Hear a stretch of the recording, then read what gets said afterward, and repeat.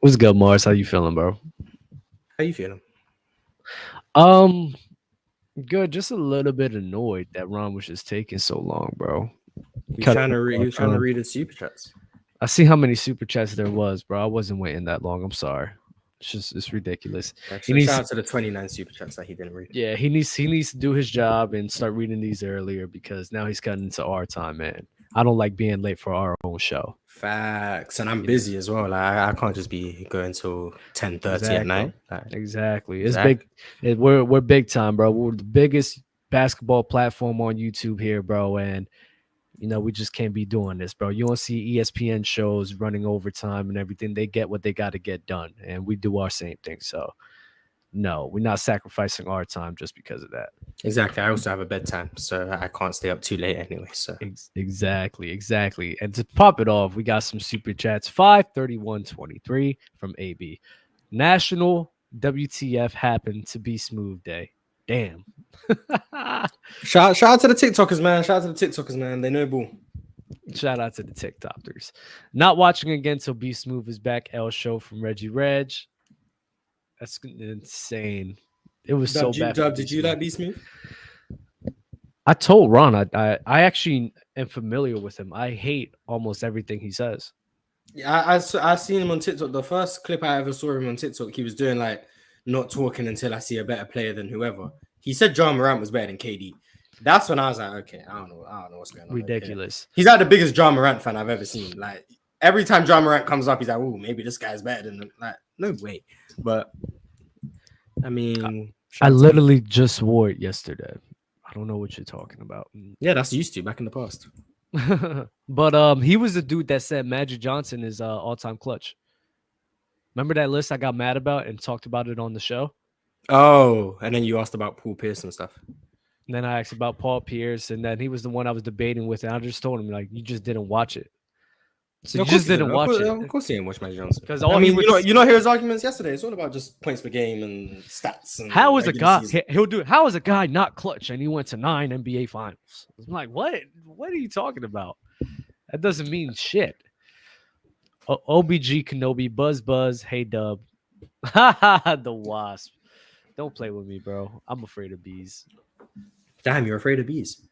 I hate bees, bro. I don't like bees. I don't like being around them. I don't like animals in general. I don't like nature. I just like living my life. I love the fact that nature is a thing and is beautiful. I don't like being around it, though. Like, you could keep that over there. I'm going to stay where I'm at. And we could just live our lives separately. I just don't want to be a part of it. It scares me. I don't like camping. I don't like I like jet skiing, but I don't like swimming in the deep ocean. I don't like doing none of that. I can't swim. Climbing, hiking. You can't swim at all? Wow. I mean, I'm young. I got time. Yeah, just get some floaties. It'll help out. If you switch current Jaylen Brown with 2013 James Harden, does Brown do the same thing as Harden, or who does better? 2013 Houston lost to OKC, right? Or am I wrong? 2013 Harden was on OKC. No, that was 2012. He left after the finals. And he went to Houston. Yeah. He went to Houston. 2013, I believe they lost to OKC. The year Russell Westbrook got hurt in the playoffs, they lost. Mm-hmm. Someone can correct me if I'm wrong, but I believe that's what happened. I don't even know if that team makes the playoffs. I'm not gonna lie to you. What I'm remembering of that Houston team, it was James Harden was on that team. Kevin Martin and those guys got traded for James Harden and Jeremy Lamb. So Pat Bev, Jeremy Lin was on that team, right? On the Rockets? Mm-hmm. It was I think Dwight was Dwight there? Dwight wasn't there yet. Jeremy Lin was on that team afterwards. I'll check it right now. Yeah, I don't remember that. My memory might. I think Chandler Parsons was on that team. But yeah, that's the year that Pat Bev hurt Russell Westbrook, and they lost that series. I don't even know if that Houston team makes the playoffs. Like, that's my genuine opinion. Mm-hmm. And I don't. Omar, and I was about to say Omar Asik was on that team. Oh, crazy! I ain't heard that name in a minute. Omar Asik was on that team. Pat Bev, Chandler Parsons, Aaron Brooks, and Francisco Garcia. So no Jeremy Lin. Jeremy Lin he didn't play a lot of games I didn't play a lot of minutes in the playoffs, but he was a bench warmer, Yeah. 100%. Hey, at least he was on the team. That was some. Oh, Donatas Motiejunas. I remember him He because wasn't. on Oh well, 2K he didn't on PT. 2K16 he was Hmm. cold as well. He used to make every That single three. Rockets team was cold for a very long time.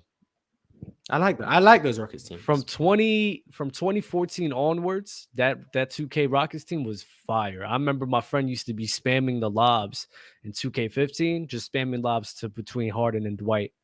And even the Mm, 14 was wilding too. yeah, Because that's I used to play I think what was it? What was the year that Ryan Anderson, Eric Gordon, Trevor Ariza all on that team? You just go that was in five out, you 2016. go five out, ISO with James Harden. Yeah. Every possession, you either get a three or you dunk with James Harden. It was so fun. That's 2017 James Harden. In 2018, the Rockets was wild too, but no. I played 2K18, so okay. Got you. Cade Cunningham or Jalen Green? Personally, I think Cade can be better than Jalen in the near future if they both stay healthy. No, I think who do you have? You have Jalen Green?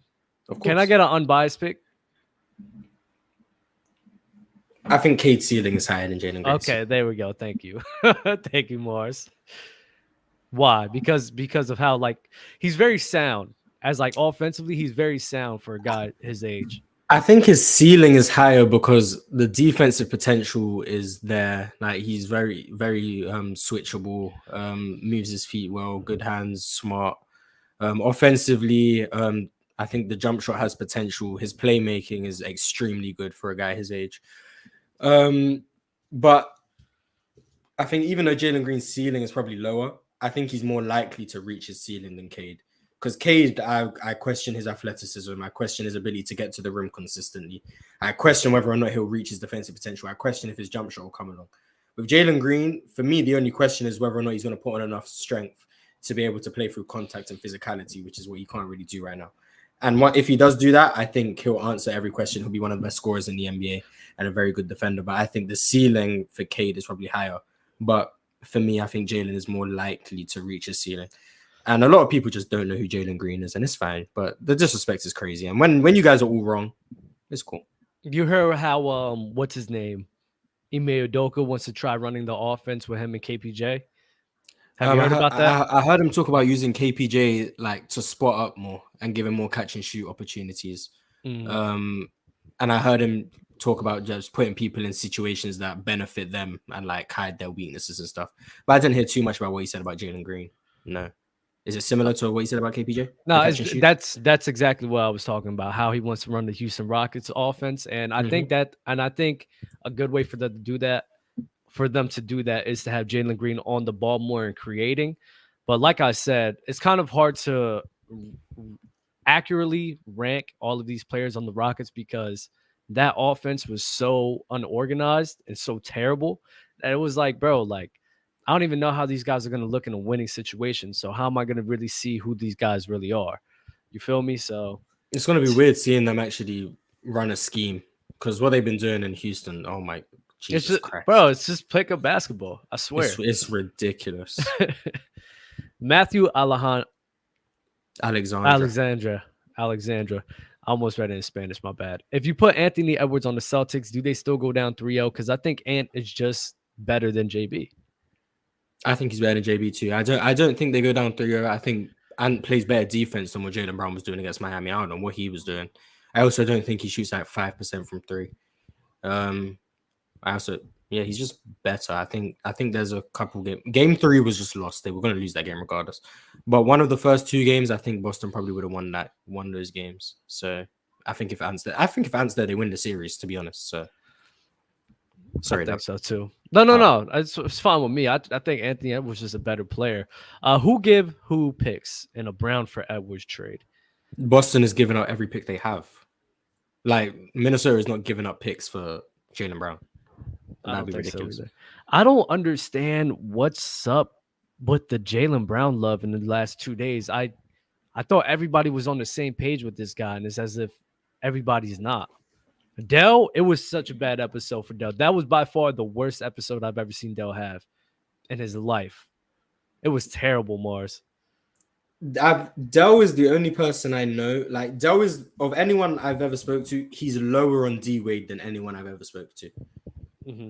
I've never heard Jason Tatum is better than Dwayne Wade. The people he says is better than Dwayne Wade. It makes me wonder if he remembers. Like I know it's crazy coming from me. If he remembers Dwayne Wade prior to the LeBron Miami Heat years, because it seems like he doesn't, or if he does, he just doesn't talk about it. Because to say that Jimmy Butler's a better playmaker than Dwayne Wade makes no sense. Like I don't even know what the I don't know what he was talking about either. I'm not gonna lie, because I know how Dell thinks, and he does reward shooting above a lot, shooting and scoring in general.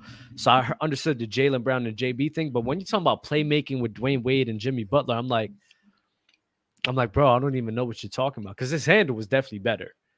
His handle was better. His passing was better. It was just tighter going through the lanes. Dell, man. He said Jaylen Brown and Jimmy Butler's defense was a wash. Now, I don't know what was going on. I don't know what was going on. This is one thing I do want to say when you guys were talking about the Jimmy Butler thing. And people get me mad because when we say that player A can't do what player B done, it doesn't automatically mean that player is better, right? Somebody could just be a better fit in a scenario, right? In my opinion, I don't think, honestly, in NBA history, bro, I don't think anybody's replicating what Jimmy has done with this team, bro. Because it's not really just about talent. Because Jimmy Butler does this very interesting thing, which is he would literally take a step back and give the ball to his teammates in order for them to gain rhythm, for them to gain momentum, and for them to be comfortable out there to make them better. Because that matters in basketball. Usually your star players, they take the ball away because they think playing through me is the best chance that we have at winning a series. Right, Mars? Mm-hmm. So Dwayne Wade did it. LeBron has done it. Luke has done it. Everyone has done it. Jimmy Butler's the one guy that will be like, you know what? I'm going to let you guys handle this real quick for me. I'll work off of you, play off of you, and I'll figure it out based off of your skill set. And that's a very key component in like this team being so successful, because it wasn't just Jimmy Butler making plays happen for everybody.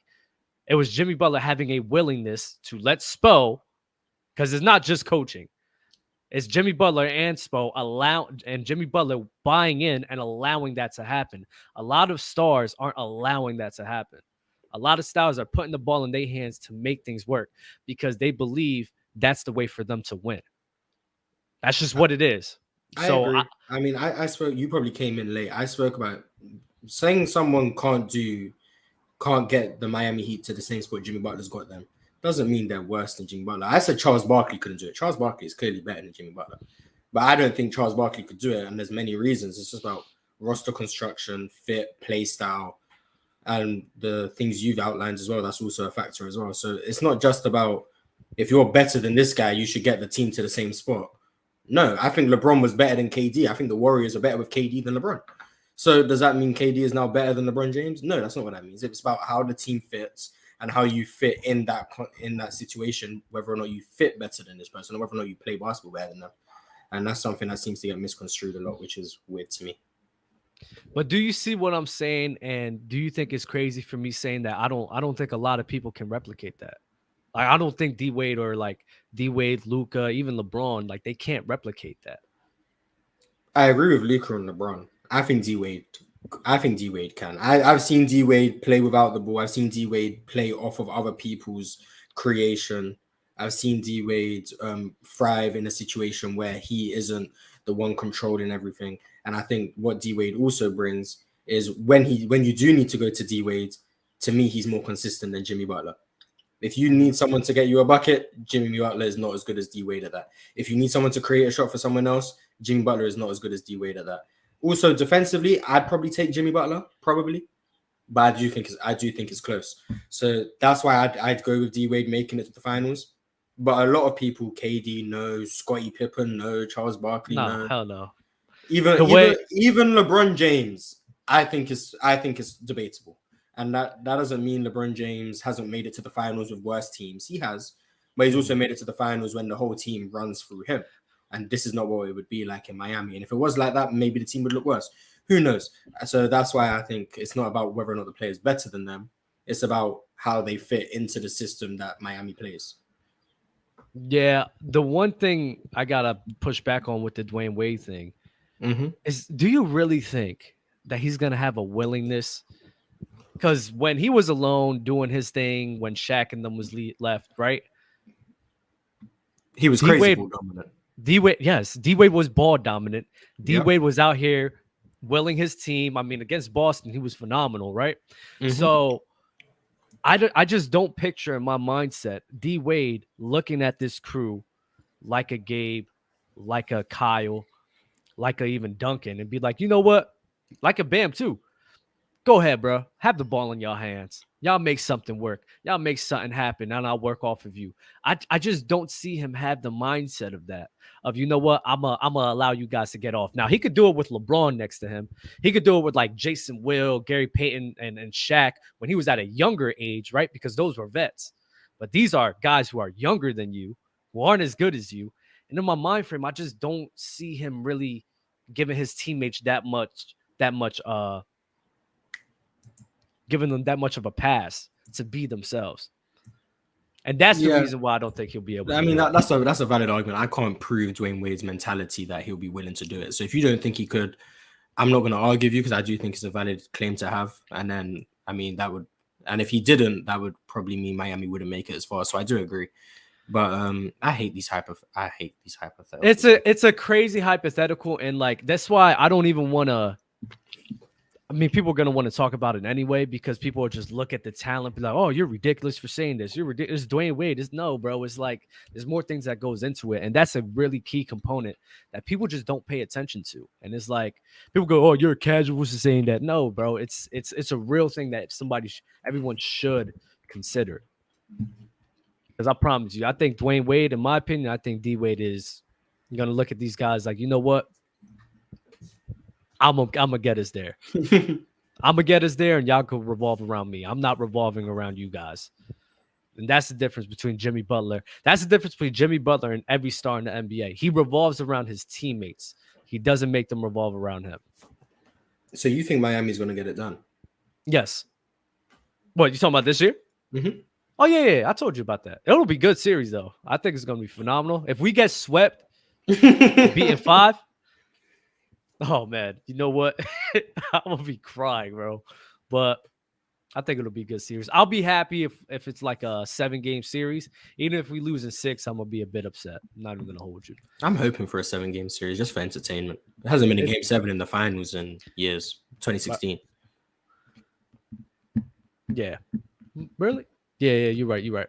A man of culture, but D Wade also didn't have those type of guys like Jimmy has. Yes, they aren't better than him, but they play their roles better than dreaded guys did. This is my thing. People are saying that these guys are on this level because of what this postseason is showing us, right? Because Jimmy allowing them to play like that, allowing them to be themselves.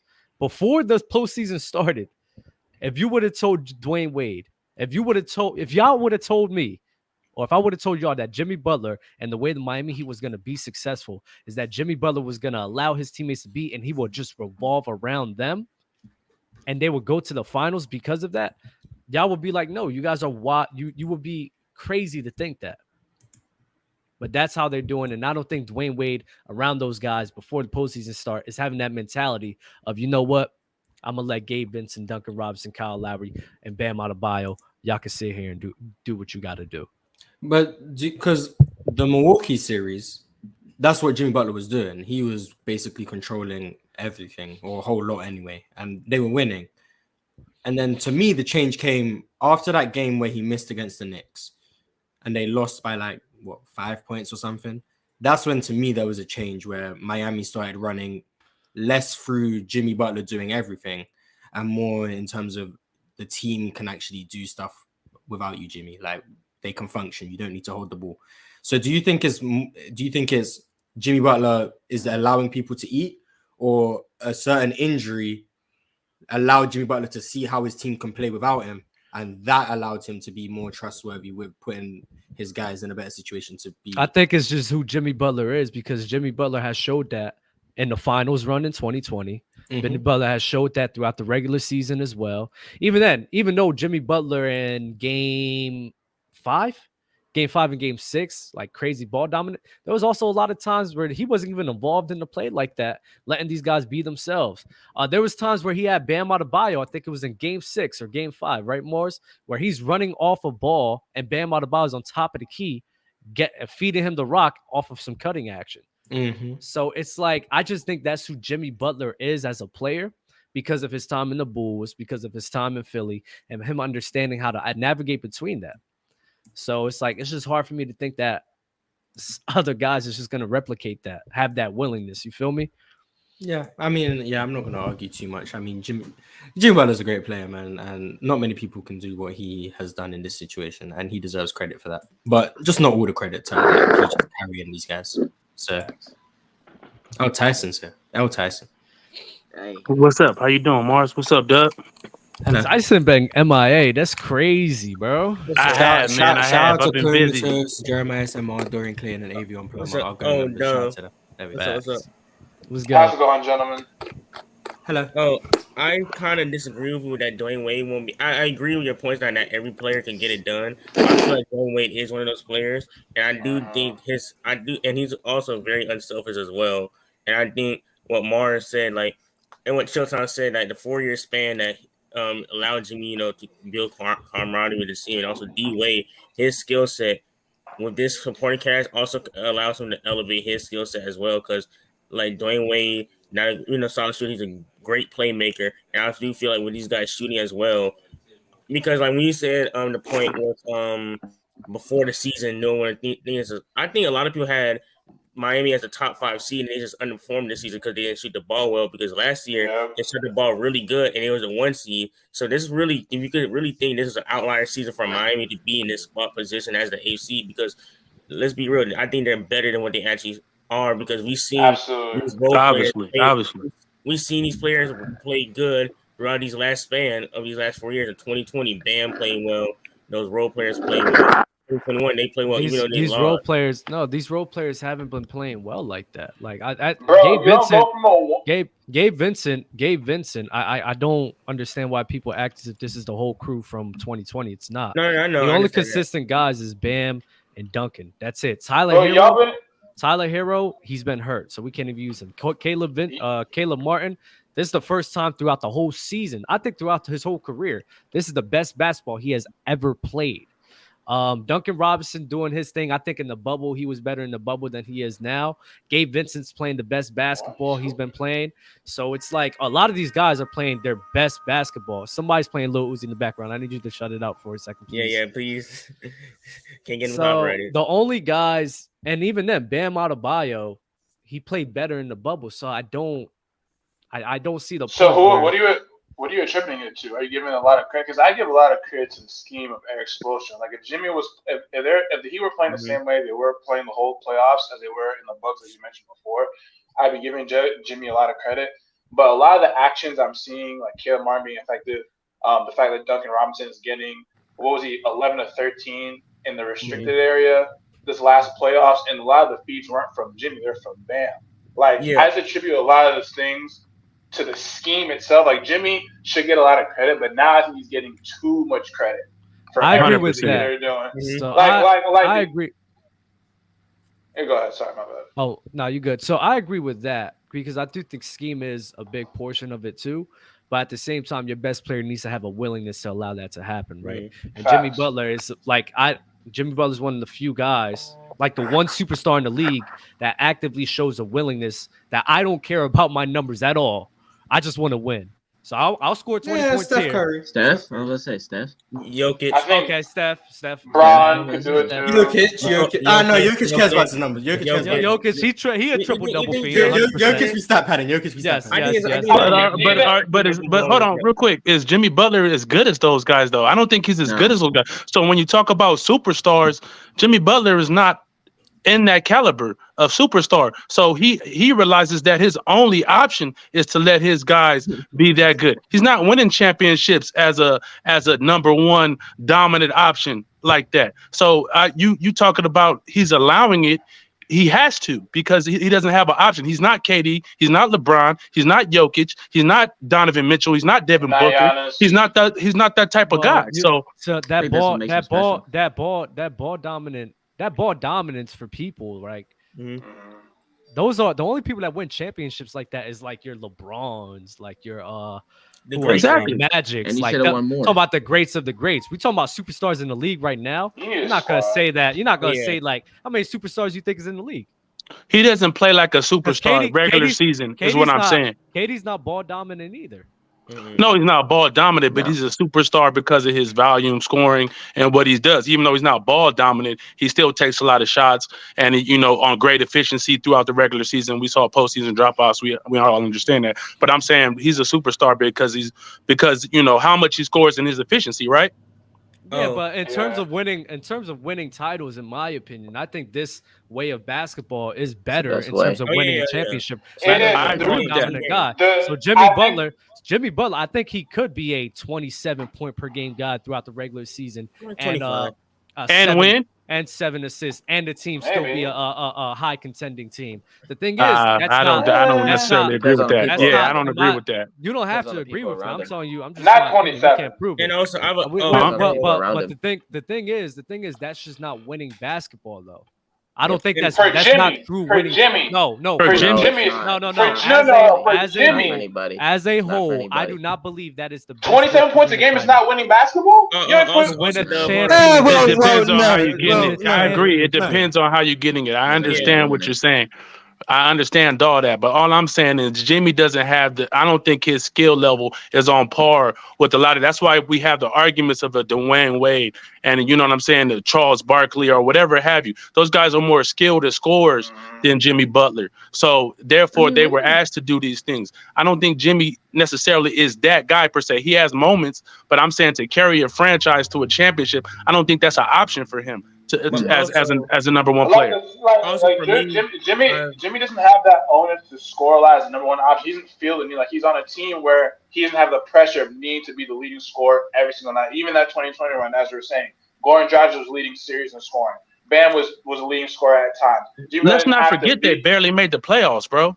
and also, Yeah, and even so, And they were the one first seed before, last year. They're not really, Huh? not really an AC And they team. were the They're not first really seed an yeah, AC also, team. yeah, I would get this. No, because, I like, understand that. I'm just yeah. saying, like, you know what I'm saying? You act like Jimmy, Jimmy can just kick it in whenever he wants, per se. And I don't feel like that's necessary. what I mean. And That's what he's also- doing. If the proof is in the pudding, the proof is in think the pudding. The bro. team, though. the No, team he is had some insane foul, games. He had some bro. insane games, but he had some subpar games where the guys stepped up, right?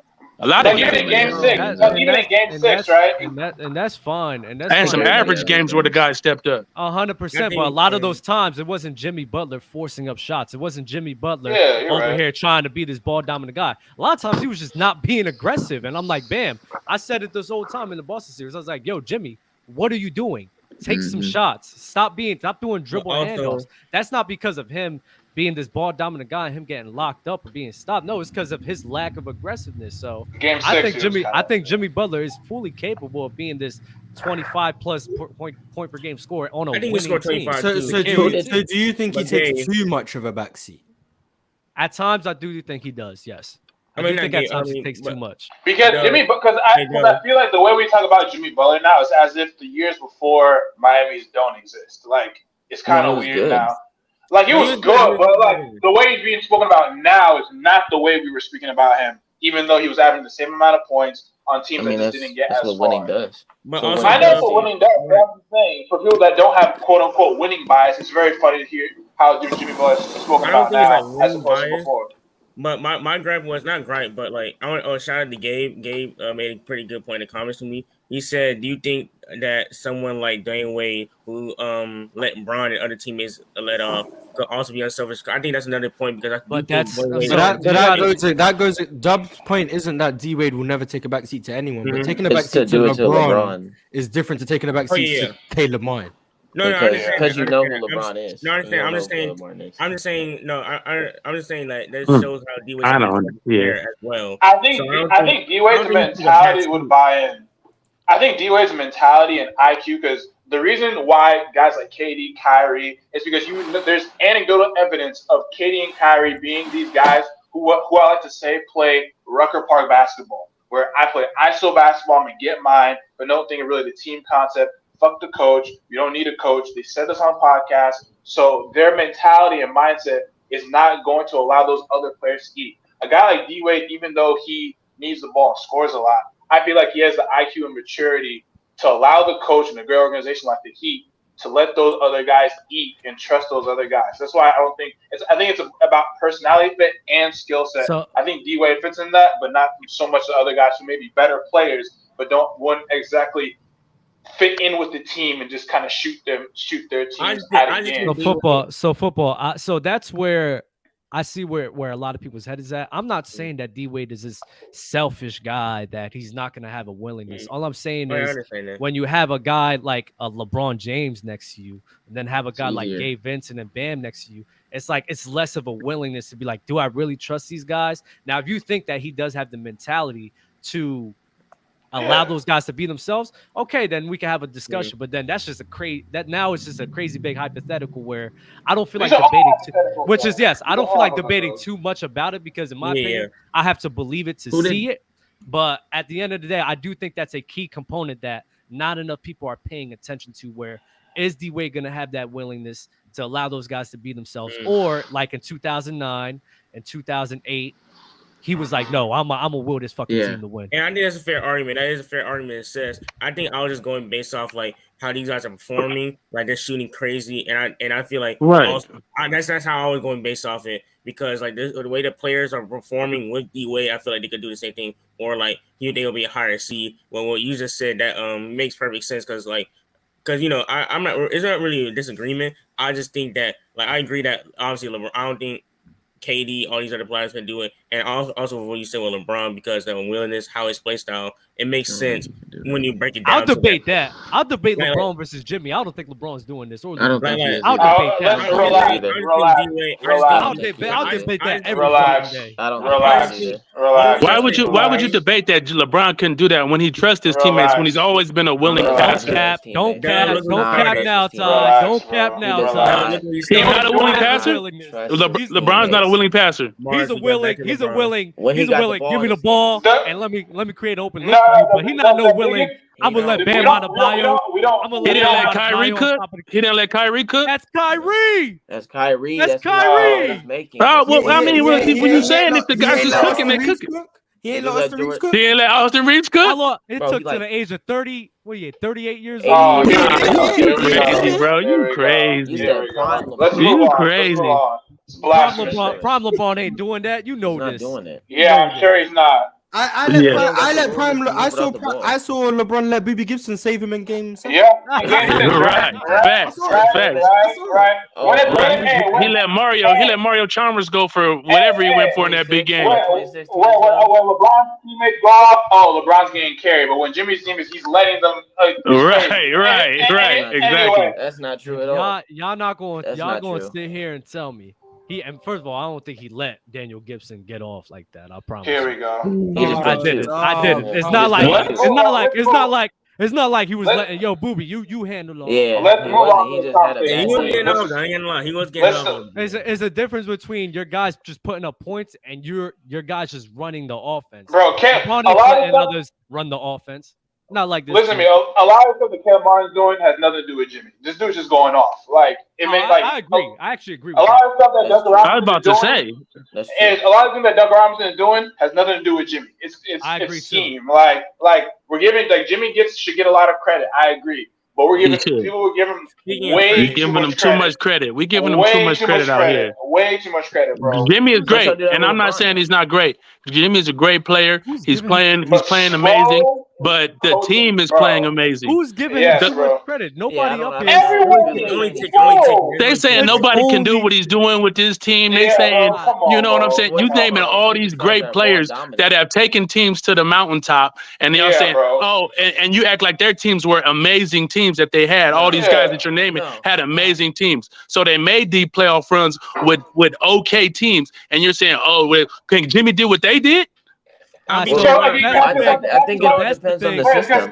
So Todd, this is the thing that, and I know who you're talking about. I guess it's not me, because the people that use those type of reasonings as, oh yeah, Jimmy's doing with these guys and this guy and this guy, and then he's making us so much better. So that they're made it this far. Yeah, those people you can use those points against them. Please don't use it with me, because that's not what I'm saying at all. I don't think Jimmy Butler is like he's not baby spoon feeding Caleb Martin. Right. Going off. No. Feeding. I understand what you're saying.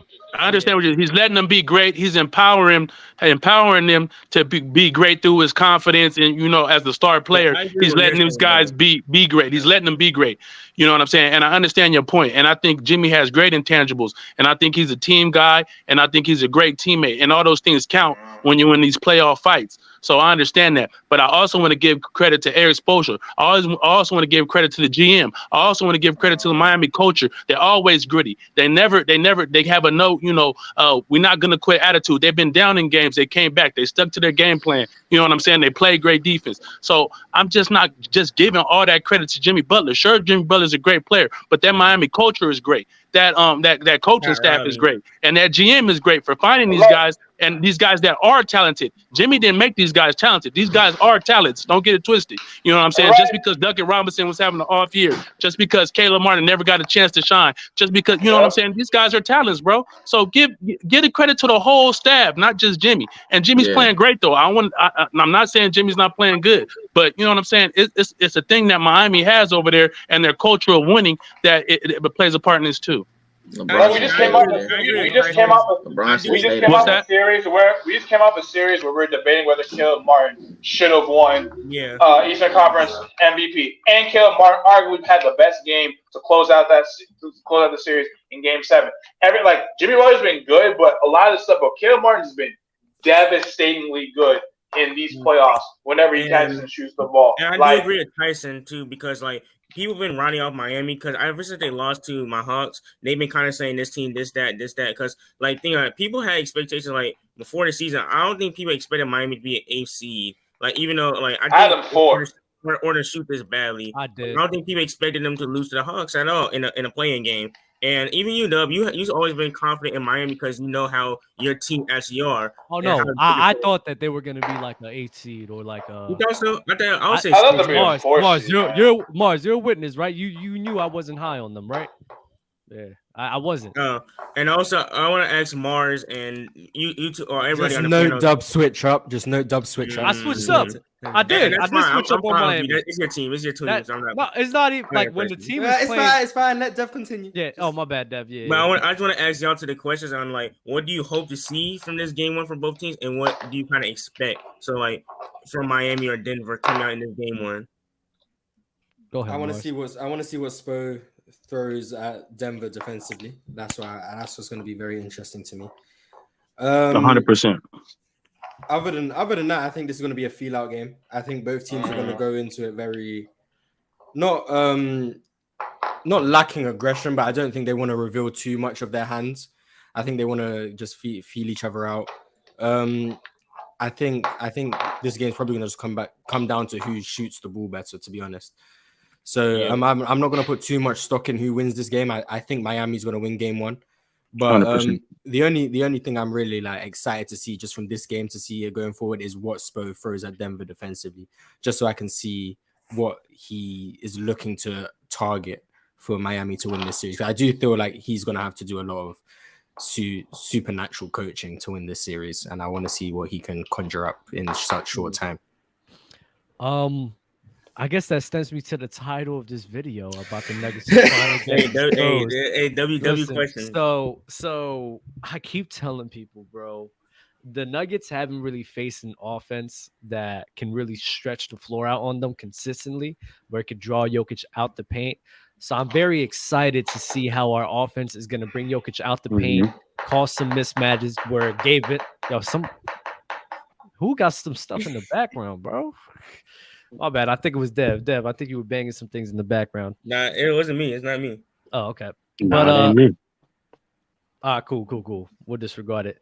I do want to see how our offense is going to do against the Nuggets defense. I want to see how we can cause some mismatches with Jokic guarding Gabe Vincent, guarding Jimmy Butler, and do some dribble handoffs with Bam Adebayo, and just see how much we're going to try and attack Jokic and his defensive capabilities.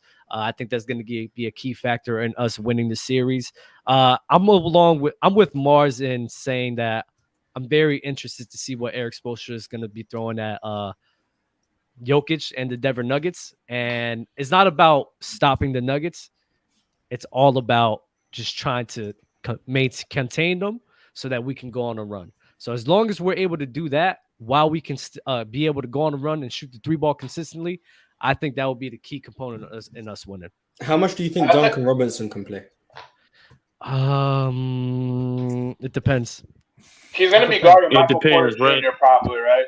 You think because so? he was getting picked apart. He was getting picked apart. Right. So if He's a liability definitely on defense. Go ahead, football. You want to skip turns, bro. I'm up top for a reason, bro. Oh, you go.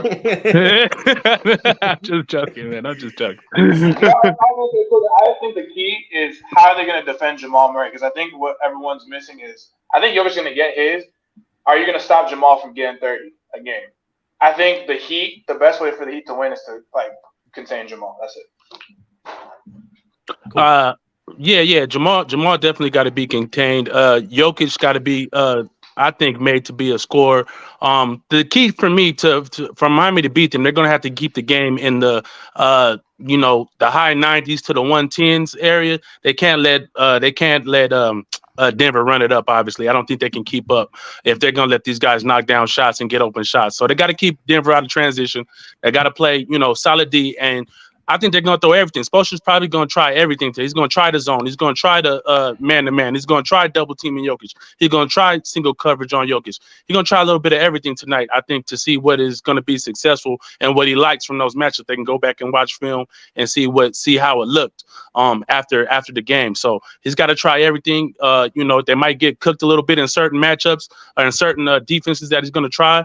But I think he's got to try everything to see what's going to be effective, and they go from there. But Miami on offense, I think Miami, they got to stick to the same thing. I think they can take advantage. The main thing they got to do, to me, the Lakers, why the Lakers lost, they were having these runs, and Michael Porter Jr. would get offensive rebound. Doodoo Brown would come in and get an offensive rebound and a putback, things of that nature that kill your runs. You know what I'm saying? And I think Miami is way more equipped to handle that. Their guards are better defenders. I think they're more apt to, able to handle Aaron Gordon at the rim and those type of things. They can slow down Denver and some of that stuff that they do with Aaron Gordon and those things like that. So I think Miami has a chance, but if Denver's on the burner, I don't think it's no stopping them. I like that you said that the Lakers did have opportunities to go on a run, and a lot of it, like you said, offensive rebounds, some crazy shots. Also, the Lakers' offense wasn't able to capitalize.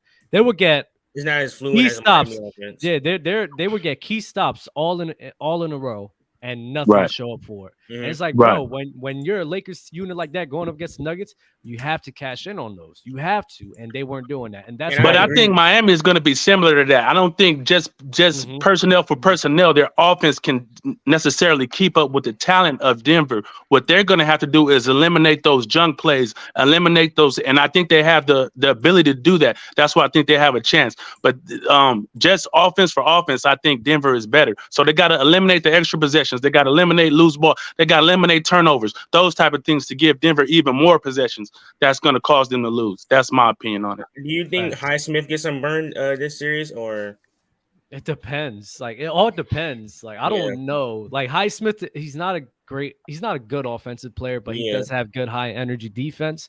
It all depends on if we're going on a run and our offense is clicking. If we're shooting the 3-ball well, to have a guy like Highsmith out there, but We will have to see. It all depends. And I agree with that point by Tyson because like what Dub said, like the Lakers would go on runs, but they couldn't capitalize on. Miami's really good at execution and like getting these key stops because what Denver and also Denver, they're also good at like hitting timely shots and at certain moments and times in the game.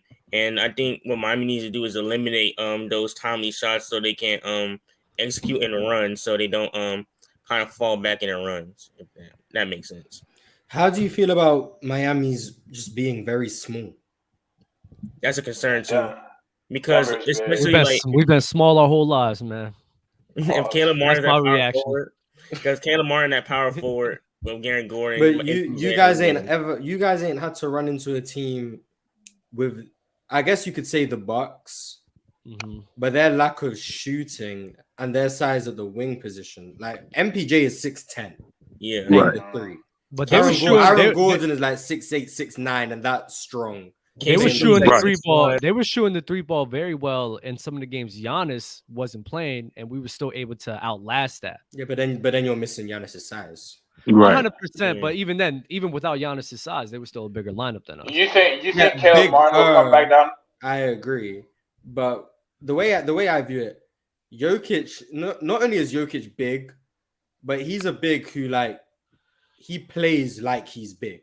Yeah, you got a bit like Brook Lopez has to play on the outside because Giannis is there running downhill, so he's not really playing like he's big. Aaron Gordon was cooking us with the floaters 100%. Aaron Gordon is big and he plays with his physical advantages. He makes sure that if he has a mismatch, he's running straight to the rim. He's running straight to the rim and sealing and dunking on you. And there you go. That's a dunk. Michael Porter Jr., if you're smaller than him, shooting straight over the top of you. They don't play to the size of the competition. They will abuse any height. And knowing that Jamal Murray posts up pretty good. They seem to have a height mismatch at every height. Very good post. Even Jamal Murray's 6'4" and strong. And like Gabe Vincent, not very strong. Yeah, that's a tough matchup. KCP is 6'5" and is quite strong. Bruce Brown is 6'5" and is quite strong. I don't think they have size everywhere. Christian Brown strong too. So the only counter, I think the height is actually a good the height is a good thing to talk about, especially in the series, and there's no really counter for that. But I do think that Miami, we may not look as strong, but for some reason we play stronger than what we actually They play with physicality, definitely. Yeah, so I do think it's not going to be Aaron Gordon just bully balling Caleb Martin down the paint every single time. We'll just have to see. We'll have to see, and that's what I'm saying. If they do that, and to Mars' point, if they do out physically use physicality and turn that into an advantage for Denver, then the series is over, bro. It's not even because they're more talented, first of all, and if they out physical you too, then you're in deep trouble. And that's the one thing with the Lakers. They're more talented than the Lakers person, and then they out physical them as well. So if you allow Aaron Gordon to get those shots at the rim, those dunks, if you allow KCP to get putbacks, if you allow Doodoo Brown to do those things, then they're going to be in trouble. They're going to be in deep trouble. So we'll have to see how that physicality plays out. That's a good point by Mars. Bam can't switch anything in this series. I mean, if Bam can't switch, so that's another problem. Martin is an X factor too. Dub Martin is an X factor, and good luck in the game today, Dub. But they're fundamentally sound though. That's the thing. I think they box out better. I think they guard those rim runs better than what the Lakers did. Austin Rivers and Russell, D'Angelo Russell, they were just doing a horrible job at it, bro. Because once you get switches, then Aaron Gordon gets the mismatch, then he runs down to the rim. If he's allowed, like I said, if he's allowed to do that, that's gonna be tough. And also, I don't know. And also, before we go, this Jaylen Brown thing has to stop. I want him in Atlanta. That game 7 is kind of like sway me, but it's getting nasty. No, it's not. No, it's not. You're going nasty. You're done. You're done. No. No, you're defending Jaylen Brown. I'm not saying it's getting nasty. I'm saying getting nasty. I wanted him in Atlanta, but after I saw game 7, I said, never mind. But it's getting nasty though. People saying like he's better than this guy. Like he's better than this. Like Jaylen Brown, in my opinion, by below. He's top 30. Like the max, I can say 25 players better than him. I'm just saying it's getting nasty. It's getting mad nasty. If you think Jimmy Butler isn't better than him. Word. Like Jimmy Butler's clearly better. That's it. Shout out to Be Smooth. You be safe, bro. All right, bro. Peace. Ty, you got time today? I got a little time, man. I got the kids downstairs watching TV, but I got a little time. It's been a while, so I'm gonna keep you up. Low as the capper. Are you gonna say anything? What's up, Dub? What's up, Mars? What's up? Yeah, I didn't want to hijack the conversation because I'm just here to cook dub. I have What's the thing? What's the thing you're supposed to cook me about? I'm very interested, actually. Yeah. First of all, let me just ask you a question, Dub. Why do you think Jaylen Brown is overrated? Overrated? I don't think he's overrated anymore. But what I would say why I value Jaylen Brown, where he is now is mainly because his handle isn't that great. He doesn't provide rim pressure. I do think he is a good defender, but not as good as what everyone was alluding to. His shot gets very inconsistent, especially in the postseason. Doesn't really get a lot of separation like that for those good looks. Literally everything that people crucified Jason Tatum for, Jaylen Brown is the same guy, just worse. Yes. Now, Dub, can you see how you may sound like a hypocrite? I wonder how. Because a certain Kevin Durant shares those same flaws, right? Like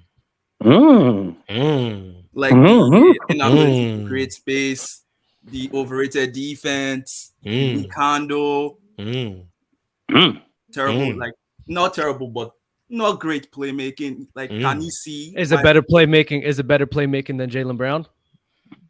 Is his shot? He has better playmaking than Jaylen? Mid. It's mid. Okay, it's he has. It's not a mid off. He has better play. It's not a mid off. It's better playmaking than Jaylen Brown. He has better shot than Jaylen Brown. He's been on worse units than Kevin Durant has for the last 3 seasons. On top of that, the defense that you're saying he's overrating is not true at all. The Brooklyn Nets defense last season went from one of a borderline top 10 defense in the league last season to falling all the way down to a bottom 5 defense as soon as Kevin Durant got hurt. That's not an accident. That's because of what Kevin Durant was doing for them defensively. So it's not overrated. So the rim press shot could give you where his we're talking about postseason, Dub. Like what? It's not just the postseason, and Jaylen Brown is struggling on a unit that's better than Kevin Durant and what his unit is for 2 seasons now. So why are we gonna? Why you? So how in regular season, Jaylen Brown wasn't this bad off defensively. If you watch, and KD was better than him. Yeah, in the regular season, and they both fell off in the postseason. So that's what I'm trying to say. Like, they are both just falling off in the postseason. But low as a capper, you know how much that lacks context because you have one guy playing with the Phoenix Suns with Torrey Craig and the boys next to him. He only had Devin Booker last season with Kyrie, sure, but then Steve Nash and his terrible coaching. while Jaylen Brown had Jason Tatum, Derek White, Al Horford, Robert Williams, Marcus Smart, Malcolm Brogdon. Man, he's still struggling. That you see why I don't treat those things similar. Yes, I will say so. But I also see where I this is he tapped out, Dub. He tapped out. He tapped out. You tried, but you cooked. You cooked yourself, man. Nah. You cooked yourself. Yeah, I'm not gonna lie. You're losing. I'm not gonna lie to you. Let me cook. They both share the same weaknesses. Now, yes, one of them is on a better team. I will give you that. But if those weaknesses are the reason why both those teams are getting eliminated, like I said, it's just the battle of mid. They are both mid. So let me ask you this. Do you think that KD's weaknesses was more of the reason why they lost, or was it because of his lack of talent around him? Or his team just being the worst team? Because all the teams KD lost to went to the finals. Don't use that Dell talking point. I thought it was a great one. No. So let me ask you this. Do you think that KD losing was more because of his situation or Kevin Durant and his weaknesses? And then after you answer that question, answer me this. Did the Boston Celtics lose because of the supporting cast or Jaylen Brown's weaknesses? Okay. For KD, this year, they lost because of him. Undeniably. They lost because of him. What? Dub? He wasn't able to create on Chris Brown. You're a bop. He wasn't able to, like, Jokic was in the paint. Yo, Mars. I'm gonna pull my ticket because I tell you guys all the time, I'm very nice to y'all up here. I'm very nice to y'all. Mars, send his ass to hell. Unfortunately, you have been sent to hell. Send his ass to hell. I'm not doing it today, bro. He want to say he's gonna try to cook me. He's gonna do this. I'm being nice today, bro. Fuck. I believe in low as a capper. Usually, he lost today. He has to take his out. He lost today. Only game I give KD a big chunk of blame was game 2 of that series. Because Yes. the Nuggets were shooting bad. They had a bad shooting night, and KD followed suit and had a horrible shooting night as well, and let them off the hook that game. I But agree. other than that, they were just outgunned, I agree with you. There. outmanned. Yeah. I agree with you there 100%. Yo, I gotta. You guys, I rewatched the Buck series from the Miami and Milwaukee. Bro, they couldn't deal with the Giannis Brook Lopez pick and roll. When Jokic is handling that rock, it's gonna be bad for you, Dub. I'm sorry. Like Giannis is and true. Brook were killing y'all. Like it was bad. If they double team Jokic, It's valid. That's valid. That is true. Like now that he brings it, I do remember Giannis was finding Brook Lopez to get into the rim pretty easily. Like I do remember that. Now with Jokic, Aaron Gordon pick and roll. Oof. Yeah, and also like I think y'all like Giannis just couldn't hit a free throw, but he was bullying everyone. He got like 3 people fouled out in the game they got eliminated. Like in that overtime, Bam got fouled out and someone else got fouled out too. I think it was Kevin Love. I'm Kevin not Love gonna lie. fouled out, yeah. Which game you talking about in the regular? game that got eliminated. Game 5. Game 5. Yeah, he got Bam fouled out. He got Kevin Love fouled out. Like just the size is just gonna be too much. Like Mars was saying, I'm gonna be honest. Which series you talking about? The Bucks. Heat. Milwaukee only played Bucks. 1 series, though. Oh, my bad. I wasn't listening. What team he brought up? My bad. I wasn't listening. bro. Now their size is gonna be too much. I think that's gonna be the biggest problem in this series. But the thing is, it's like I think Giannis does a better job of just forcing fouls because the dude just literally runs through everybody and just Euro step into traffic, and then he gets the foul call. So I don't think I don't think that even though Jokic, I do think he can draw fouls. I don't think that he's gonna be doing it to that. Not to that level. Nah, Not it's to not- that level. it's not He's the- more of a, you know what I'm saying, finesse style player. Even though he's big and strong and gets to his spots, he still uses that strength to get to a hook shot or, you know what I'm saying, or a floater or those type of moves. It rarely does he apply that type of pressure where he's drawing fouls and forcing your hand, you know what I'm saying, as far as fouling or not, you know what I'm saying? So Yeah, I don't it's think foul trouble will be an issue, but his size and rebounding could be an issue, sure. Yeah, Yeah. I guess not too much about the fouls. It's more about the size. It's like Bam is like he's a great defender, but it's like he's just not big enough. He undersized. He's I just can't not do big this for enough. sure. If Brook was bullying him, what is it like Jokic? Oh my goodness, bro. Brook was bullying him crazy. I'm not gonna lie. I'm not gonna lie. There were some plays I didn't like seeing from him. I would be honest with that. Well, he got the heart. He got the strength. Go ahead, Avery. My bad. Yo, oh no, go ahead. Finish your thought. This is a No, different subject. Go ahead. that's all. That's all. He got the heart. He got the Okay. strength. He got some nuts. That's on him. facts. He got some nuts. That's on him, facts. so we At least on got the defensive end, that's facts. That's facts. facts. But let me ask you guys this, man. I know I was listening to the panel earlier today, and there was a lot of conversations about like sub this player in for Jimmy. Could they do what he can do?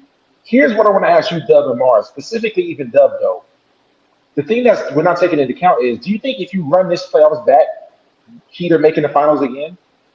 Because like to me, it's like so. That's the thing. He did it it's a small chance to even get to where he had. So of course these other players who might even be better can't do it. But could he even do it again? You know what I'm saying? Like it's tough. Like I feel like a lot of things broke right for the Heat for them to be in the finals right now. You know what? I think that's an amazing point.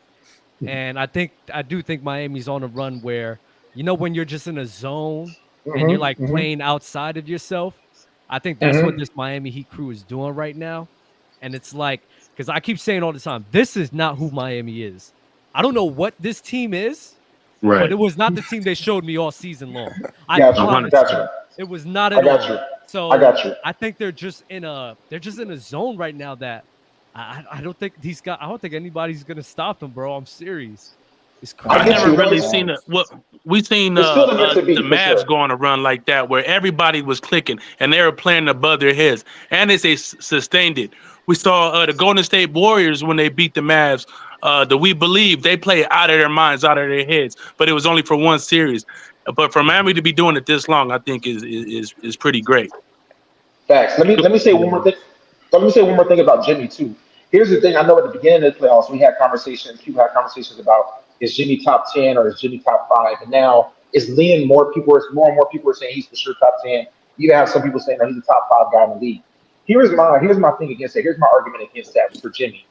If he was like this Jimmy that we're seeing, the playoff Jimmy Himothy, consistently, it would lead to even more dominance in the regular season. Here's why. I can't just go with the argument of, oh, he's letting other players get off. Because it's not like he's the number 1, number 2 seed and sitting back coasting. If you're fighting for your playoff life, are you a 6 seed, 7 seed, 8 seed? If you have it in your capability to really go off, like we saw Dame Lillard in the bubble, we saw Kobe that year when he tore his Achilles, try to fight with all your might to get your team a higher seeding. That's one thing. But for Jimmy to have, for the Heat to have the record they had, even every season, it hasn't been necessarily like a top of the league record. It's not like, oh, he's just sitting back waiting for his moment. But I think what some of the previous guys were saying is that that's just kind of who he is. When you have a player that's in that like 10 to 15 range or so, an all-star caliber player, they're not going to have the ability like the elite first ballot. Well, he could even be first ballot Hall of Famer, but like the elite players that consistently night in, night out give you those performances that can will your team to victory even on a Tuesday during a regular season. A regular game, you could just go off crazy, which we haven't seen that from Jimmy consistently. I see. Well, he was in a stretch this season. I think there was a stretch where he was just dropping like 30 balls. That's true. Post All-Star break. Post All-Star break. So that's my thing. I think Jimmy, in my opinion, always has that talent. But I really believe Jimmy's just one of those dudes that's like, one day I could give a fuck and one day I just don't. One day I care about what I'm going to do to push my team to win. And other nights I just want my teammates to be themselves in order for us to win. It's like I really believe that Jimmy Butler is just, I'm just going to try harder. I honestly believe it. I'm sorry. I know maybe it's far-fetched because not a lot of people do it, which is why I say Jimmy Butler is just an interesting case because I don't think we've ever seen anybody do that in NBA history. I wholeheartedly believe Jimmy Butler just tries harder when he needs to. I agree with what Mars said earlier, but I want to put a twist on it. After he got hurt in the Knicks, that Knicks game, I think he was like actually like hurt, like after like that game when he came back. I think he was actually hurt, so he was thinking, okay, I kind of have to rely on these guys because I can't play to my full capabilities. And then he saw it working, and then he's like, okay, let me, I don't think it was like because in the Bucks series, like Mars was saying, he was legit doing everything himself. Like he was getting guys open shots, he was scoring the ball at a high clip. Like he was like that LeBron, like heliocentric type offense. But then once he got hurt, he was like, and then he saw like, okay, these guys can help me out. Then I agree with what Mars said on that point, to be honest. Thank you. I don't see what I think in like game. When he got hurt, everything changed. I'm being honest. But I think in game 4 and game 5, I think that's more acceptable. But even then, he was running off ball sometimes. I don't see why he was creating their shots though. Like there, all those open threes were meant.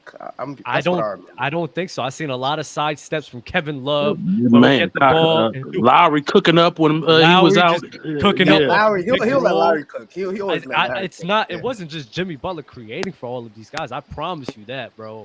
We could rewatch this whole entire series. Like, Sure. it wasn't like that.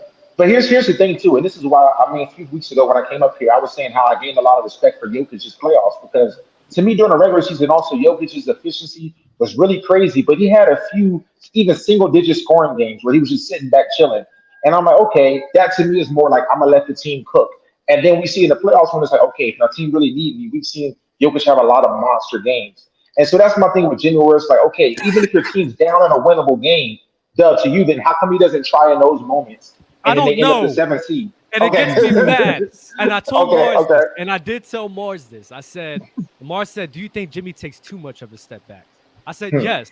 Like, I do think he took a step back in game 4, game 5, and even game 6 to an extent. Because I'm like, bro, he wasn't even attacking, fam. So I don't know. I don't have an answer. You would just have to ask Jimmy. I just wholeheartedly believe off of what I've seen. There's moments where I see him just not care and just be lack of aggressive. Other games, he's like, all right, I'm here today. But maybe he's not that guy. Maybe he's really not him. Yeah. But that's what I'm saying. Let me give you another hypothesis what it could be too. Because here's what I'm saying. We've seen Jimmy's A-level games be like literally as the best player in the league. His A-level games, like the games he had against the Bucks, we've seen other games, it's as good as anyone else's. But I think what separates those top tier elite guys versus even the all-star caliber or the fringe all-star caliber is the amount of consistency in which they put them up. So my thing is just on a random night, you will see a guy like Luka or Steph or somebody just go crazy randomly. And it's like, oh man, he just hot tonight. He got it going. Even I'm not even really trying. I just got it going tonight. And I'm going to get 40 in your head. And we don't really see that as much from Jimmy. And it's not like a team. If the team had the #1 record like the Nuggets did with Jokic and he was just coasting, that's fine. But when you're fighting for your playoff life, it can't be like, oh, I'll turn it on when it counts. I'm not sure. So this actually goes back to the point I said in the beginning, and one of the that you talked about with Luka, consistency, right? Mhm. It's okay. You good, bro? Yeah, my bad. You good. The consistency part, right? A star player is going to consistently put the ball in his hands because he thinks that's going to be the best way for them to win, for them to be the best version of themselves. Jimmy Butler is a guy, I don't need to do it.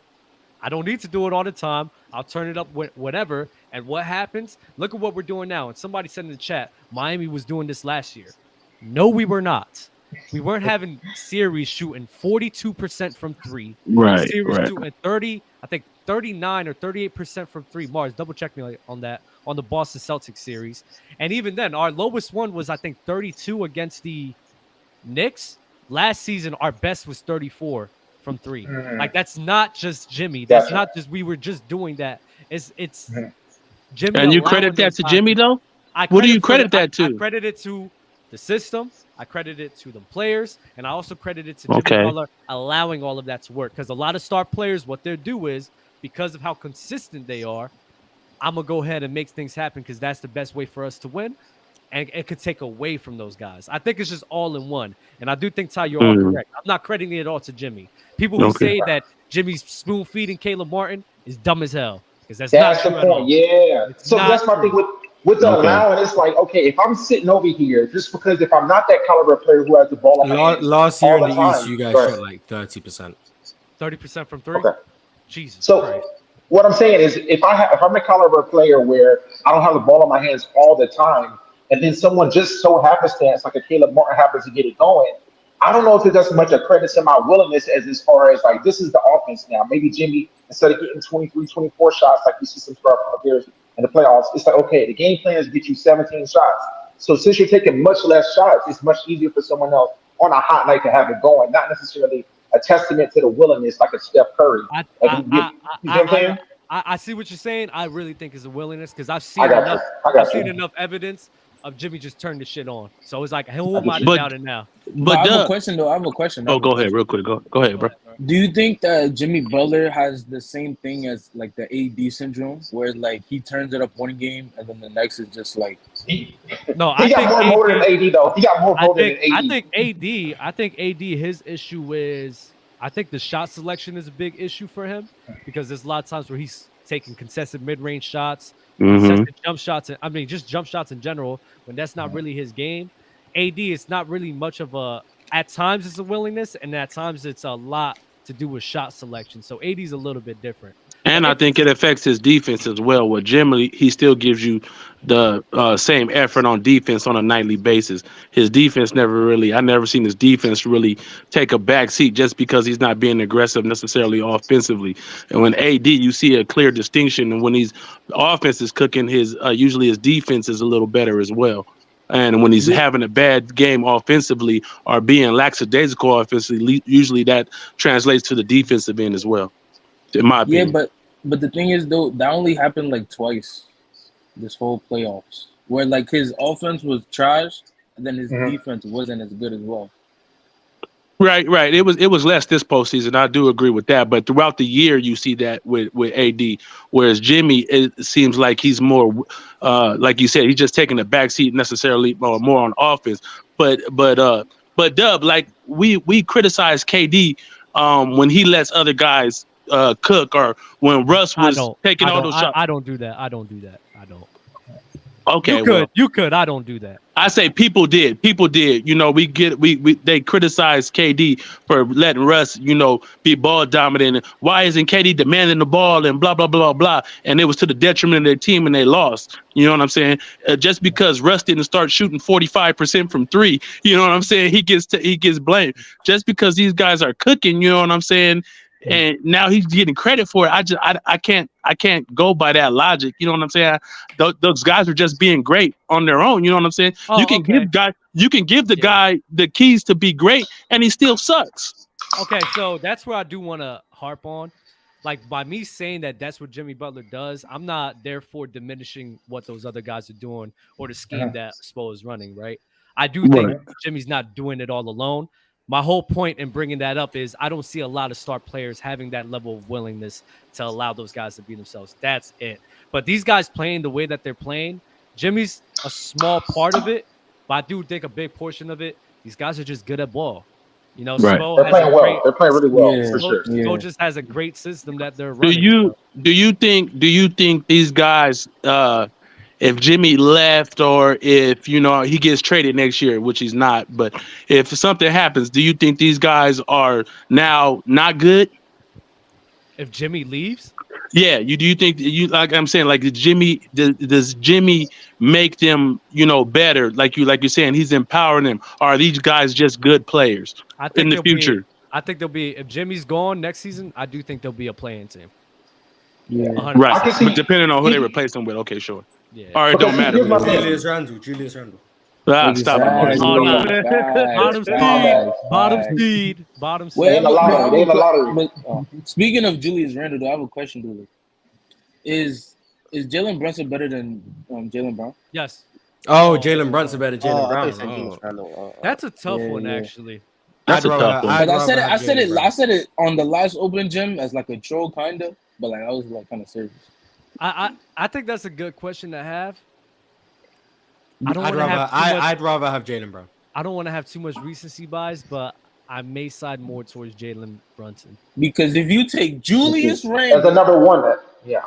and RJ Barrett to the second round by yourself, that Yeah. alone. He was killing us too. RJ Barrett was Yeah. playing well though up until that last game. Yeah, I'm not gonna lie. Getting Julius Randle a playoff series win means a lot. You know how much you have Two. to. Nah, come on, not Morris. one, two, two. Do you know how hard it is to get past the first round with Julius Randle on the team? Yeah, Where's I the agree. number one I ain't gonna cap. defense? Julius Randle was number very one- bad. The number one defense as well. So yo, Jalen like Brunson that, was like- cooking. oh, yeah. Jalen Brunson was cooking both of the top defenses. Miami I and think- Cleveland. Like I that think that they're in alone. different roles. They're in different roles. man. Because to me, Jalen Brunson, if you need just like a more of a primary scorer, he's your option. But depending on how stacked your team is, you may want a guy like Jaylen Brown. All right, let me ask y'all What's up? this. What up? What It'll up? be a bit of a nasty hypothetical, but I think it is Okay. suitable. Do you think Jaylen Brown could do what Jalen Brunson did on the Knicks? And then, do you think Jalen Brunson could do a better job than what Jaylen Brown did on the Celtics? I feel like Jalen Brunson could do it because he has the experience of being a number two before.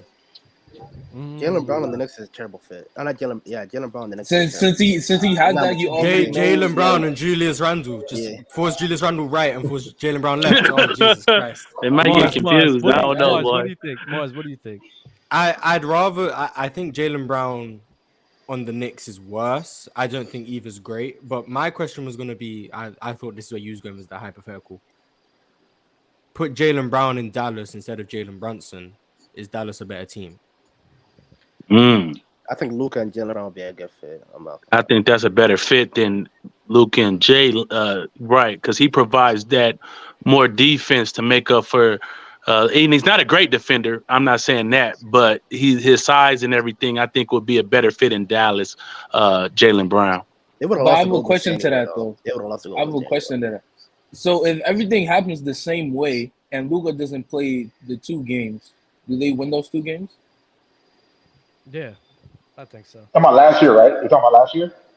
I think Luka would drop like 25 to 30. Jalen Brunson, where he dropped 40 and 28 or something like that. He'll go down to Yeah. like 22, 23, 24, 25. I think it'll even Yeah. out. Yeah, Brunson showed me something this playoff too, man. I mean, with the playoff run last year and this year, like I said, it depends on the fit. And that's why I went back to the question I asked you guys at first. Is like, okay, if you run this series back, do you think he earned his position? So if you just swap those two, probably Boston probably beats Miami with Jalen Brunson instead of Jaylen Brown on there. Because I don't know. Jalen Brunson is tough, though. That's a tough hypothetical. I think they can replay the Boston-Miami series, and I think won. Boston Yeah. win. That's fair. Right I now? think so as well. I think if they play the series 10 times, Boston Hey, wins 7. hey, people are gonna hate me for this, That's but fair. if Giannis was healthy, the whole That's time, not a bad take. If Giannis healthy the whole time, I think the Bucks beat Miami. I'm not gonna lie. We Even though shall it's see. a terrible coach. I got some super chats to read off. Oh my Jesus! Dropping dimes. I think I saw Julius that, I Randle saw that. could lead Miami. Mars hater. He trolling. He trolling. Wow. He trolling. Yeah, he trolling. Ladorius Munford, appreciate you, brother. D Wade allowed himself to take a back seat to LeBron when they lost in the NBA Finals in 2011. That speaks to his leadership and understanding of the situation on the Heat. D Wade is not as selfish as we think. That's LeBron, though. I'm Not Kevin a I don't think nobody repeat. says D Wade's selfish though. I don't think who says that. Who I'm says a D Wade He's was saying selfish? it's LeBron James, though. It's not Martin. acquiescing to a player like Caleb Martin and these other guys. Dub is saying But LeBron James is listen, him, so it's easy that's to fair. pass him the keys as Yeah. opposed to undrafted players. So Yeah, listen, like, well, go ahead with this. Oh, well, let me say No, this. no, no, Then. you go So, ahead, go Dub, ahead, go ahead. we got your perspective, Dub, and you're saying hey, it's just Jimmy, if he wants to or not. Mars, what do you think? Is it just a matter of willingness with Jimmy, or is it him like purposely taking this back seat and letting others shine, or is that just when you are the 13th best guy in the league, you're going to have stretches where you're just not on the ball like that? Is it more like a willingness thing? Yeah, go ahead. I just don't think he's as good of an offensive player as the other people. So That's my point. He's more liable to have those type of games. Like, he's not a great outside shooter. He's not great finishing around the rim unless you jump on his pump fake. He relies on getting to the free throw line. He relies on catching people off guard, getting these little put back baskets where someone's not guards and he'll just get a nice offensive rebound and get a put back. He relies on using other people's stupidity against them. So if you play smart, he struggles to score. And that's not a knock against him. He's just a flawed player and everyone has flaws. So I think he's just more liable to have those type of games where he can't get 25 or 30. Whereas a guy like LeBron or Steph or Giannis or whoever the case might be, they're more liable to just score more consistently because the way in which they score is harder for you to take that away from them than it is with Jimmy Butler. And that's not a knock on Jimmy Butler, but I think that's just what is the difference between him and these other guys in terms of offensive players. So I'm leaning more that way. I agree too. That's my point. Mars put it in the great put it in the words I didn't have, but that's basically how I feel. Yo, real quick, I'm leaning more that way. about this Denver series. People keep saying guard Jokic one-on-one and allow him to be a scorer.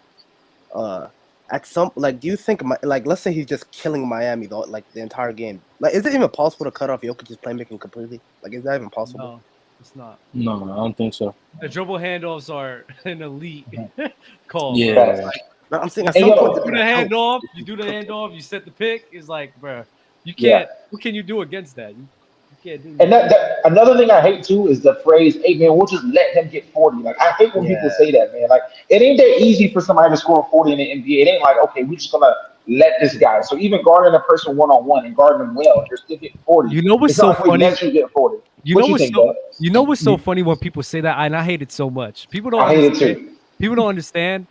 Like, the majority of the time when Jokic is not getting 40, is not the fact that the defenses are playing to his passing. It's just the team ain't making shots. So the team's getting the same looks they get. They're missing. So Jokic's like, I got to score. It's not that defenses are making him play in a way where he has to be down there. It's just that his team is missing shots. Because I disagree with that a little bit. I think the Lakers did a good job of trying to do that. But then the Nuggets. I don't think they did because they did a lot more doubling than what the Phoenix Suns did. But like I said, Phoenix just didn't have the personnel to keep up. But I think it is a thing to making Jokic become more of a scorer and making him be more aggressive than what he likes to be. If you have him comfortable and scoring when he wants to, dishing when he wants to, and just controlling the whole game, I think that'll be to your detriment. You're out of there. But if you force him just to be a scorer and then try to neutralize those other guys to it the best you can. I'm not saying they're not gonna get open shots, but I think it gets them out of rhythm as well. So those open shots they were getting, instead of they getting with more frequency, now they're getting with less frequency. Now they may be a little off. Now they miss one and they don't go on these long burners. So I think all that is important. That's not what I'm saying though. All I'm saying. Okay, what do you say? I don't think when Jokic has to be dropping 40, I don't think it's because what defenses are doing to mitigate everyone else. I just think that his teammates are just missing shots. So when his teammates just missing shots, he has to go down there in the paint to try to score. It's not that, we're putting up a scheme to make him more of a scorer. I don't think they're doing that. You don't think Phoenix did that? No. They did. Because they guarded him one-on-one when most teams usually double him when he gets deep paint touches. They were letting him get those buckets. I think the Nuggets just were missing shots. I think their plays were still operating fine, and they couldn't double Jokic No. because they didn't. No. And I think it's They still couldn't run a You zone. seen a They distinct couldn't- difference from they game 1 to couldn't- game 2, They Doug. couldn't run a zone. They couldn't run a zone like that. They couldn't run double teams like that because they just didn't have the personnel. So why would I even commit to that at all? I just think those guys were just missing shots. Okay, I Here's the disagree. thing But with Jokic too. Here's the thing with Jokic. Going back to Mars's point about Jimmy Butler's offensive bag, if you will call it, is that to me Jokic is so skilled at multiple areas of the floor. You can't even really give him a steady diet of making him take tough shots. Like he's really good in low post, mid post. He's got a great fadeaway. You know what I'm saying? So even any shots Jokic are taking, I'm like, man, that's probably a good shot for them. You see what I'm saying? So when you let a guy, quote unquote, let a guy get 40 and he do it really efficiently, I mean, 9 times out of 10, you're probably going to lose going against that guy if he's dropping an efficient 40, which Jokic to me is extremely capable of doing. And it's crazy how like people say it so casually too. Like it's like just a light 40. Just like that's 40 crazy. a lot. And he You know what I'm saying? gets you Like, 40 on 21 shots. You know what I'm And saying? it's crazy. Like it's so like it's casual too. Like it's not like a second thought. no, top of that's a credit to Jokic and how good of a player, offensive player he Facts. is, man. My bad. On top it's of that, still even crazy. with Jokic being more of a scorer, the Nuggets. Mars, were You on still mute, drop- Mars. Yeah, I'm sorry. You guys are meat riding Jokic crazy right Yeah. now. I don't like Oh, my this. bad, my bad. on But top 40 of is What? crazy though. go ahead, Mars. Well, I'm just talking in Go general. ahead. Crazy meat. I had to hate for Jimmy. I had to give the love to someone else. You Pause. knock it off, Yeah. Mars. You Yeah. the main. You've been on the meat Whoa, riding whoa, whoa, session no, with no, Jokic. no. I'm not low. I'm not low. Respect me. you right there with him, man. Y'all co-signed Jokic a while ago, bro. You were saying you gotta wait till the playoffs. I was just right about him. That's what it was. I was just right. It was just right, but it wasn't me right when you was doing it. No, because I was saying it before it was cool. So it's different.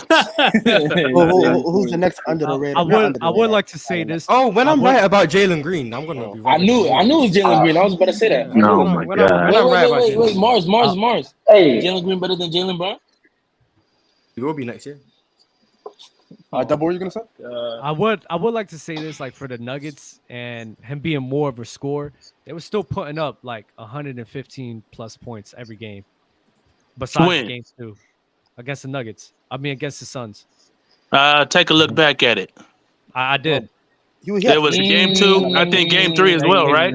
Game They 3 scored- ain't. They scored 100. They scored 114. Every other game was 100. That's what I said. To the 110, when the 110s, keep it to the 110s. When they get up in those 120s, it's crazy. 110. yeah, 118 is high. 110s in the playoffs is still That's high. high.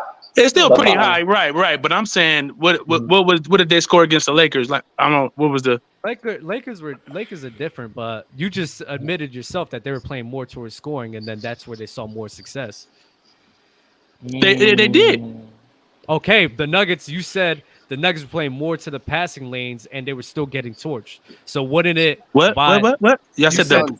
You The said Suns? You said the Suns were playing more towards the passing lanes, right? Which you No, you I thought didn't was- say anything about no passing lanes. That were not. I said they were tried to letting mitigate- Jokic make it. Oh, Right. They okay. tried to. Right. So they try to, and you said that that's a good way. That's a good way for them to do, right? For the against Nuggets, right? I've you said said. what I said was, if you want me to repeat myself, what I said was, I'm saying letting Jokic control the offense and do all those things be a great, throw up a 25, 30, 15 and 12 game is more, you know what I'm saying? And Jokic was still doing a lot of that, don't get me wrong. But what I'm saying is if you try to limit the Jamal Murray and those other guys, I think it's better for your defense than just, giving Jokic everything he wants. Because he's obviously a great passer when he sees a double team coming. He's obviously can do all those things well. So trying to double team him and those things are just letting the other guys get theirs too. And it's more threes at that point too. So therefore you have no chance at winning, I think. Okay, so and Single then I want you to understand something. The Suns were doing that. The Suns were just playing 1-on-1, and the Nuggets were torching that. The Lakers were playing to Jokic's scoring. They weren't. They didn't even. They only had one game above 120. So do you see how like conflicting that is for you? Phoenix won 2 games with their strategy. I don't know. Their strategy. They should have won 3 games. They should have won 3 games. Mars. Their strategy was Devin Booker only missed 8 shots in 2 games. Hey, the strategy's Hey, let me say something else too. It's a good strategy. Listen, here's the other What thing, too. did Booker do in game 1? He played good. He played good, right? And they got blown out, ran out the gym. Yeah, because of the 3 Sure. disparity. But that exactly. That has nothing to do with the defense, though. I mean, you still were getting cooked. That had nothing to do with the defense. You guys were still getting cooked regardless. Like They were double teaming Jokic that game. Okay, and actually they scored 125 in game 6 too, where they were doing 1-on-1. Oh yeah, we was done, and we had Jack Landale trying to guard Jokic. Don't disrespect Lando, man. Game 4. Yeah, Jack Landale's doing it. All right, game 4 when Jokic dropped 50, they dropped 124. Yeah. They got that. That's one game, bro. You go. I'm not saying. Jokic choked to the end. Jokic choked that in his crazy bars. I'm not talking about it. He did. Because Devin Booker was they won that game. Yeah, that was out of the world again. I understand that. He missed the layup and then he got a turnover. I remember the game. All right, that's not the point. That's not the point, though, Mo. Game 1, we looked our worst, and their offense looked their best when Joker was allowed to do everything. I don't agree. I just don't. Well, you wrong. Hey, though. listen. Yeah, you're just you're cooked. Exactly. Here's the thing I would say too. We talked about the Heat. If the Heat would have run back this playoff, could they end up back in the finals? Y'all said no. I probably agree with you guys. Probably not. I think also that Lakers Nuggets series just ran back. I'm not saying the Lakers win it necessarily, but I don't think they get swept. I think they pull out some of those games. But if you run it back, I don't think it's 4-0 like again. No way. What you guys think? Nuggets and fall. I don't know about no sweep. They losing though. They losing. It's possible too. It's possible because some of those games was winnable, man. I feel like 2 or 3 of them was winnable, like right there. It was right there. They were winnable, but LeBron being the player he is now, jacking up threes and trying to win it off of that. I mean, if that theme continued, they still gonna lose. That's facts. He definitely had to shoot less. LeBron's just washed. So come on, Mars. We're not doing this with you today. He is though. So wait, so he's not washed. Hey, Whoa. When Mars is trolling for you, it's okay. But now that he's trolling against you, now you so it's a one-way road. LeBron is not. No, LeBron. He's washed compared to himself. Yeah. Yeah, exactly. That's what washed is. Okay, I'm just saying compared to himself. I'm not saying but he's compared to Juan Toscano. No, to a lot of the league, Mars. To a lot of the league, he's not washed. Yeah, but not you name the worst player in the league. You name the worst player in the league. But what washed is compared to what you were. You're washed. Exactly. That's your definition. That's not necessarily my definition. Washed means he's rinsed. Washed means you suck. He's rinsed. That's not what that means. Washed is you're nowhere close to what you used to be. You're washed. He's rinsed. Oh, when I say somebody's washed, I mean they trash now. That's what I say. But then Chris Paul's not washed. Chris Paul's not washed. Wash means Chris Paul's trash now. He's washed. Chris Paul can still play. Chris Paul is trash now. He's washed. Mars, you said he didn't need to be on the floor in the series. Yeah, because he can't defend. Because he's washed. His defense is washed. His defense. He is the key definition of washed. Chris Paul's washed, but that's because he's not what he used to be. He's still it's because he's not good at. He's not a good top tier point guard. The best way I can explain it, Chris Paul is washed because he's not what he used to be. He's still better than Tyus Jones, who's. I disagree. Washed. It's Kevin. I disagree. You're chatting. I disagree. I disagree. I would rather have Tyus Jones running my offense than Chris Paul at this point. You're lying. I'm not lying at all. And you a Suns fan too? I'm a Suns fan. I hated Chris Paul when we got him. I ain't gonna lie. I'm not a Chris Paul fan. So Chris Paul been washed for a while. You ungrateful. He's ungrateful man. I'm not trolling. Mars, is Kevin Durant washed? Yes. Okay. He is. Well, by that definition.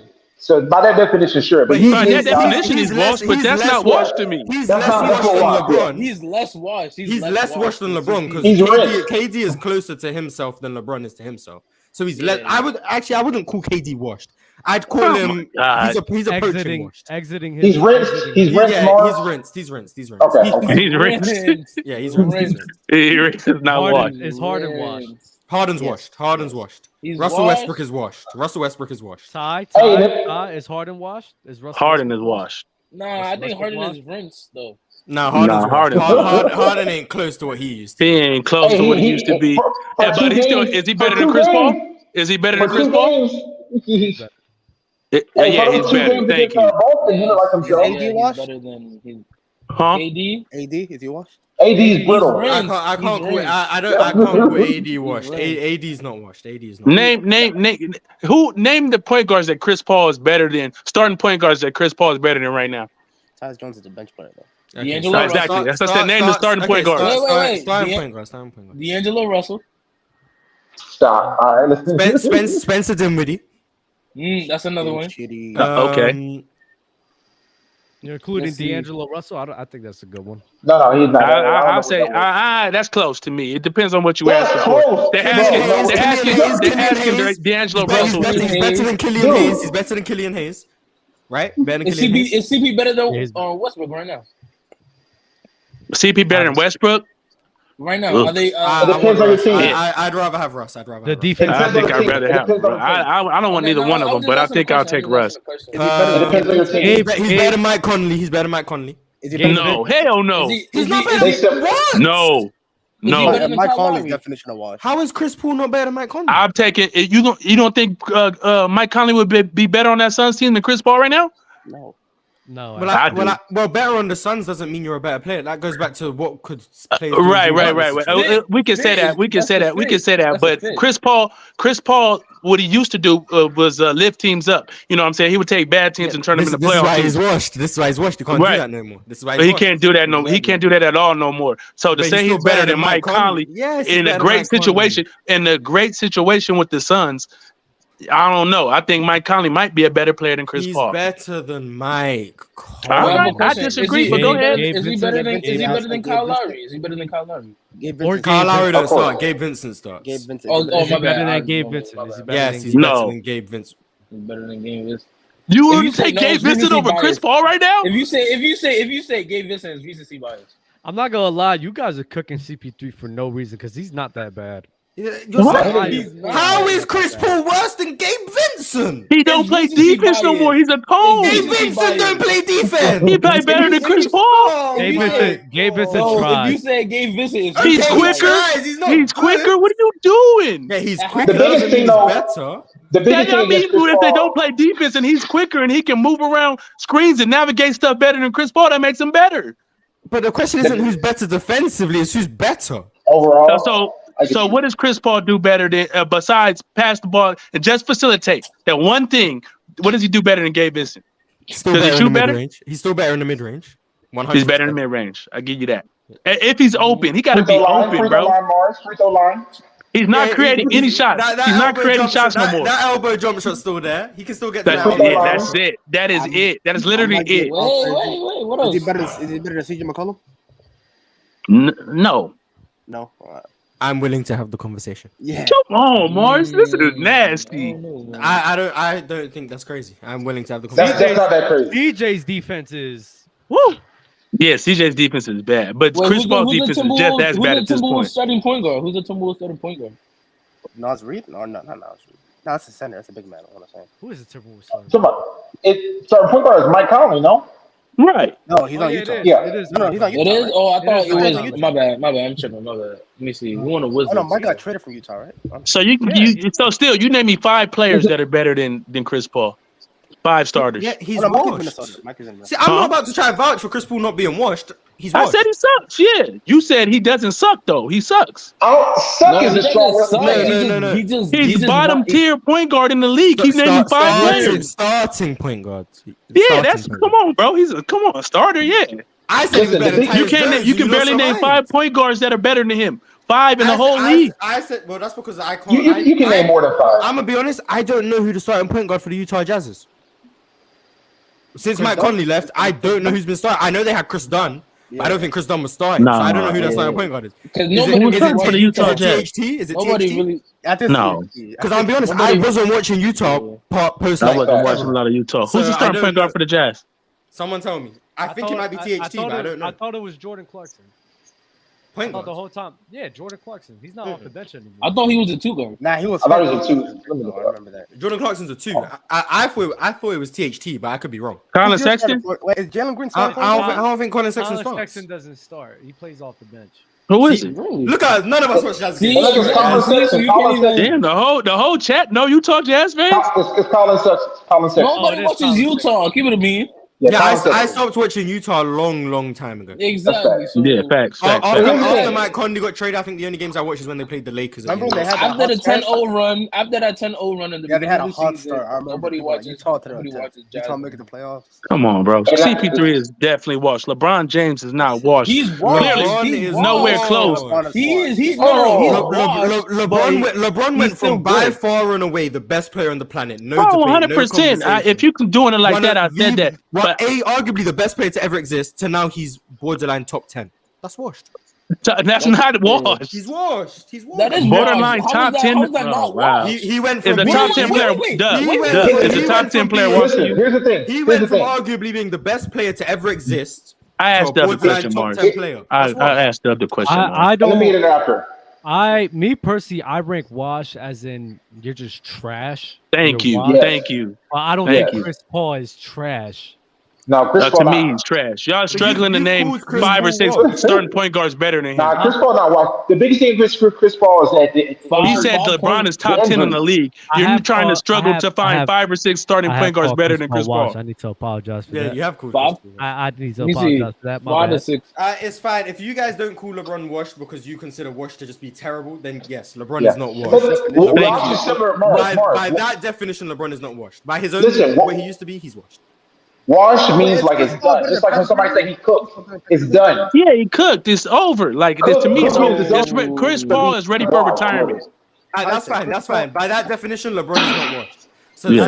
sorry, Dub. No clip for you. LeBron is not washed. There we go. Tyson, Chris Paul. or Yeah, Patrick LeBron. Clip it up. Clip it up. Yeah, he's still gonna clip it. He's still A gonna fair, Clip it up. is this a fair trade? And if not, who says no? Towns and Anderson for Kuminga, Poole, and Moody, 2026, 2028, first round picks. The money works. If Golden State trade for Cat, they're just dumb.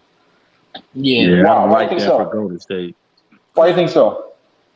Putting Cat at the 5 in that lineup defensively, it's just the offense you get back is just not worth it, in my opinion. But I'm still pushing for my Kristaps Porzingis trade because I think. Wait, will Looney still be there? Yeah, Looney would be. Hold on. Oh, okay.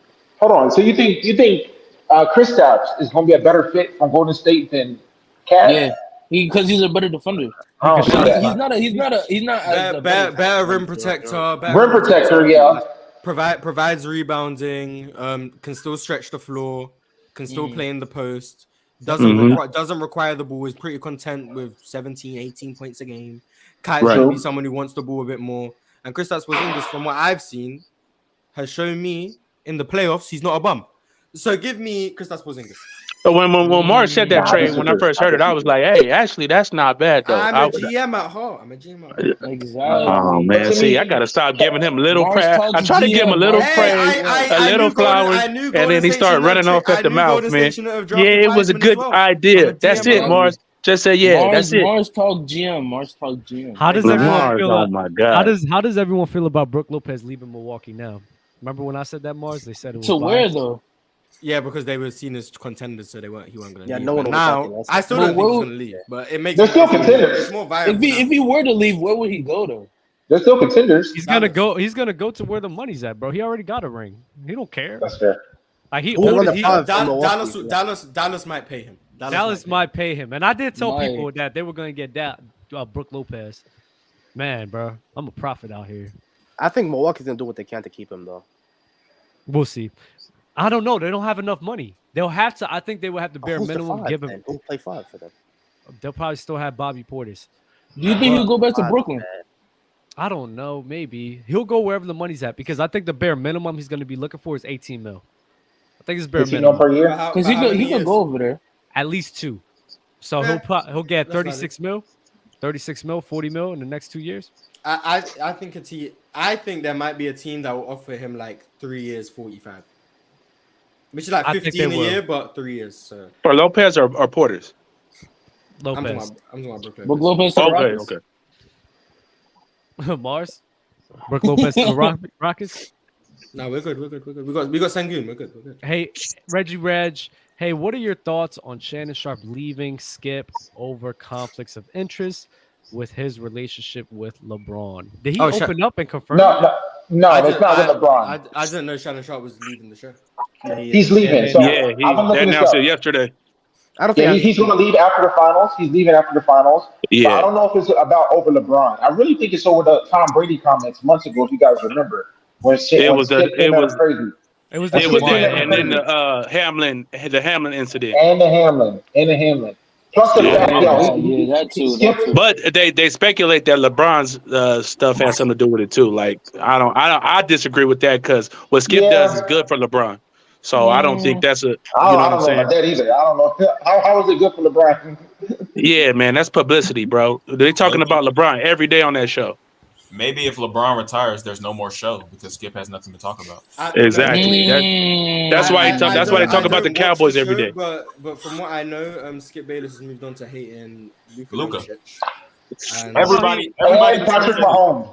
Everyone great he hates. Everyone he hates is great. He hates Patrick Mahomes as well, which is crazy. I thought he used to support. I thought he used to support Patrick Mahomes. Nah, he hates him. He talks bad about as soon as somebody gets he says he's lucky. Brady as a player, it's over with. You can't. Wow. He think Mahomes overrated. He'll take Burrow. He'll take Josh Allen. Probably some other guys he'd take over Mahomes, which is crazy. I like Skip though. I like Skip and Shannon. I mean, it is what it is. It's a debate show. They argue these points. They keep arguing the same points. You know, it gets a little redundant, but at the same time, Skip's formula is tried and true, bro. He gets the views. He gets, you know what I'm saying. So y'all can hate on it, but at the same time, this dude has cashed in millions off of this formula. No, he's for sure successful. I wish I could do it. He's for sure successful. But here's my thing with Skip though. I feel like when you don't have that love though, when you just make a career off the hate, I feel like you don't get that same fight legacy. You know what I'm saying? He made a career off of loving the Cowboys and loving Tom Brady. I mean, but here's the thing though. No, Tom Brady and MJ, everyone else he spoke really bad about. So what y'all gotta understand, he has to be polarizing. This is all, but he probably don't even hate LeBron James. This is what he does for views. You know what I'm saying? It's not a hate thing; it's a money making thing. You know what I'm saying? They take us. He has hated somebody for 20 years. I saw him post something like, "I'm up working out at 3 a.m. What are you doing, LeBron?" That's hate. I've never seen it. That is ridiculous. That's hate. That is if you slander somebody for 20 years, you gotta hate somebody. That's just consistency. That's consistent greatness. At that point, you just hate him. Yeah, that's hate. That's hate. I don't think it's hate. Put on an act. I agree. They put on an act, and they don't believe everything they say because 100%. A lot of people in players' trades do the same because they can't. For sure. Stuff they say. Nah, say the name. Name names. So when we talk about Skip Bayless, I do believe you he might does as well that say as it. You might as well. Might as well. Listen, want me to say it? I'm saying it. It's me. Everybody does it, bro. Whatever agenda they have, whatever their talking point is, sometimes you got to take an opposite stance for an opposing player. You think Lowe actually believes Jokic is better offensively than Kobe? He doesn't. No way. He just chatting. He's just getting views and likes. He has to say it for the clicks. You really think that Lowe thinks LeBron's a better scorer than KD? He really doesn't believe. Yes, I do. He's just saying these things for the clicks, and it's fine. Do you think Del really believes? When you say these things on his channel before Player's Choice? Huh? And why do you think he got subscribers? The clicks. Hey, Lo, let me ask you this real quick, Lo. It's a question I asked Mars and Dub earlier. You think with Miami, if they run back to playoffs right now, Miami is in the same finals like they're in now? If you run back to playoffs again, start them over? I don't. Maybe not because I think a lot of things had to go in their favor. So I mean, everybody will have to be shooting just as well. I mean, that doesn't take away anything from them. The one thing I think y'all keep taking away credit from people in this conversation of like what Miami's doing is air exposure. Like this whole thing, like, oh, D-Wade couldn't do it. And it's like, yeah, he wasn't being coached by Eric Spoelstra on this type of a team when he was throughout that time. And that's when he was getting coached by he had rookie Spoelstra, spell. he had a rookie spell. Like this is a completely different Spoelstra, more experience, more prep time, more that's adjustments. What I said, better. He's just a better coach. And y'all keep talking about what all these other players are doing. Oh, Jimmy Butler is willing his teammates to make these shots. Or maybe Spoelstra is just having a scheme that takes advantage of the weakness of the opposing team that gives these quality looks for these players. Maybe that's also the case as well. That's what I said, Lo. I agree. I agree Why with you that. sound like I a agree with little? that as well. Oh, I'm not gonna say it, but don't say that like that. What's wrong with you? That's what I said, because Dub was over here trying to, make I never dumb disagreed. counterpoints. I never disagreed with you. You did it? No. Yeah, you did. I'm just not happy. disagree with you. Not Oh, one. that's funny I'm as just hell. happy that bruh. we're now That's here funny. for all the casuals to finally understand who Jokic is as a ball player. That's it. Besides the people who believe John Stockton is better offensively. Please stop. I have half the mind. I don't think any. Who said that? Oh wait, we can. I just start it. saw it in a TikTok comment. It was crazy. We can. I can do it here. Do those people exist? I told him to delete his. Unfortunately. life, so not for very long. You told me What? Nothing. Nothing. Somebody in the comment section. Saying that for John Stockton. Which one is this? Who's Hold got up, background hold noise? up. Wait, time out, low. Yeah, there's somebody with background noise, and I'm gonna start. It's going with- crazy. Oh yeah, not out. I'm checking. I think it was Avery. So help me out with that, brother. It You wasn't good. me. Yeah. Go ahead, low. Somebody in the TikTok. I don't know what. This is the most recent one they uploaded. Yep. Mars? Yep. Okay. So in the most recent TikTok, somebody said, "What was I talking about?" John Stockton. Jokic being a top 5 offensive player ever. That's what Okay. So I was making a case for Jokic being a top 5 offensive player ever, and somebody responded that LeBron, Magic, Tim Duncan, Shaq, and John Stockton. That's at least 5 players better offensively than Jokic. They're not even To this idiot, no more. but you're just dumb. You have no idea what you're talking about. The problem with so many people, especially on TikTok, I think it's like by far one of the worst places to talk about basketball, because the way 100%. that you all get basketball takes is through like small clips instead of actually understanding the game itself. I know this because every single time they get people from TikTok to join the show, they get embarrassed every single time because they have some Be smooth. Be smooth. Shout out, be and smooth. then not only that, they're so ill prepared and they don't know how to actually have a conversation, so they end up going off of like surface level analysis without putting anything into context because they're moronic. And so when I hear and I see comments saying that John Stockton is a better offensive player than Jokic, you're just dumb. You're an idiot. You have no idea what you're talking about. You never watched basketball a day in your life if you actually believe that. So you're stupid. That's a stupid person. That's dumb. Hey, Shout out to Keelan Lawson. He's the one who said No it. way you gave him a shout out. He's dumb. Real quick. What about when some members of the panel get cooked up though? Can you send me a picture of that so I can make that into Mars has it. Send me a picture of that comment. Thank you. I was gonna say though, what about when some of the members of the panel get cooked up consistently? Such as who? Something or nothing. Such as who? Name names. Name the name. Well, first of all, I saw Dale get cooked up mad time today. Dale got cooked up crazy today. Who, me? Crazy. No, Dale. Not Dub. Dale. Ball the black guy. Yeah. The problem, yeah, Dell was pretty bad today. The problem is that like at least I can call normally with Dell. Today was pretty bad, but normally with Dell I can understand what he's coming from when he's just talking about. I specifically only talk about like skills, and I don't really care about what you accomplish. But then he was saying that Jaylen Brown has skills that he doesn't have, such as a defender as good as Jimmy Butler. Like that's where it's like I don't even know what to argue at that point. That's just a stupid argument. Yeah, what are you watching at that point? Like to say that Jaylen Brown is a better defender than Jimmy Butler? Because defense is solely on reputation, like I've said. And once you I don't think there's ever been a reputation of him being a better defender, though. Yeah, not even by reputation. Once Jimmy Jaylen Brown got a reputation of him being a good defender, it allows people who don't pay attention to just say any good defender is just as good defensively as another good defender. I'm gonna say that as well. I'm gonna say that about Dell. I think the problem with Dell is that he may watch some of these players, but he clearly doesn't watch enough of them, or he watches a player and he thinks that, okay, I've watched enough of these players, so I now have an understanding of who this player is. While a player could just be going through a hot stretch, or like as the years progress, they can get better or worse. So he doesn't even understand the progression or the regression of a player, which is why he still thinks that Kevin Durant is some player that he was back in like 2017. He's not that same player anymore. Okay, I have a question to rebuttal that. Not disagreeing with you or anything. I just have a question. So, like, if you're going back and watching film on a player, say 90 Hakeem or 94 Robinson, are you just going back and picking random games to watch, like any random game? Like, when you want to get a gauge of who the player is?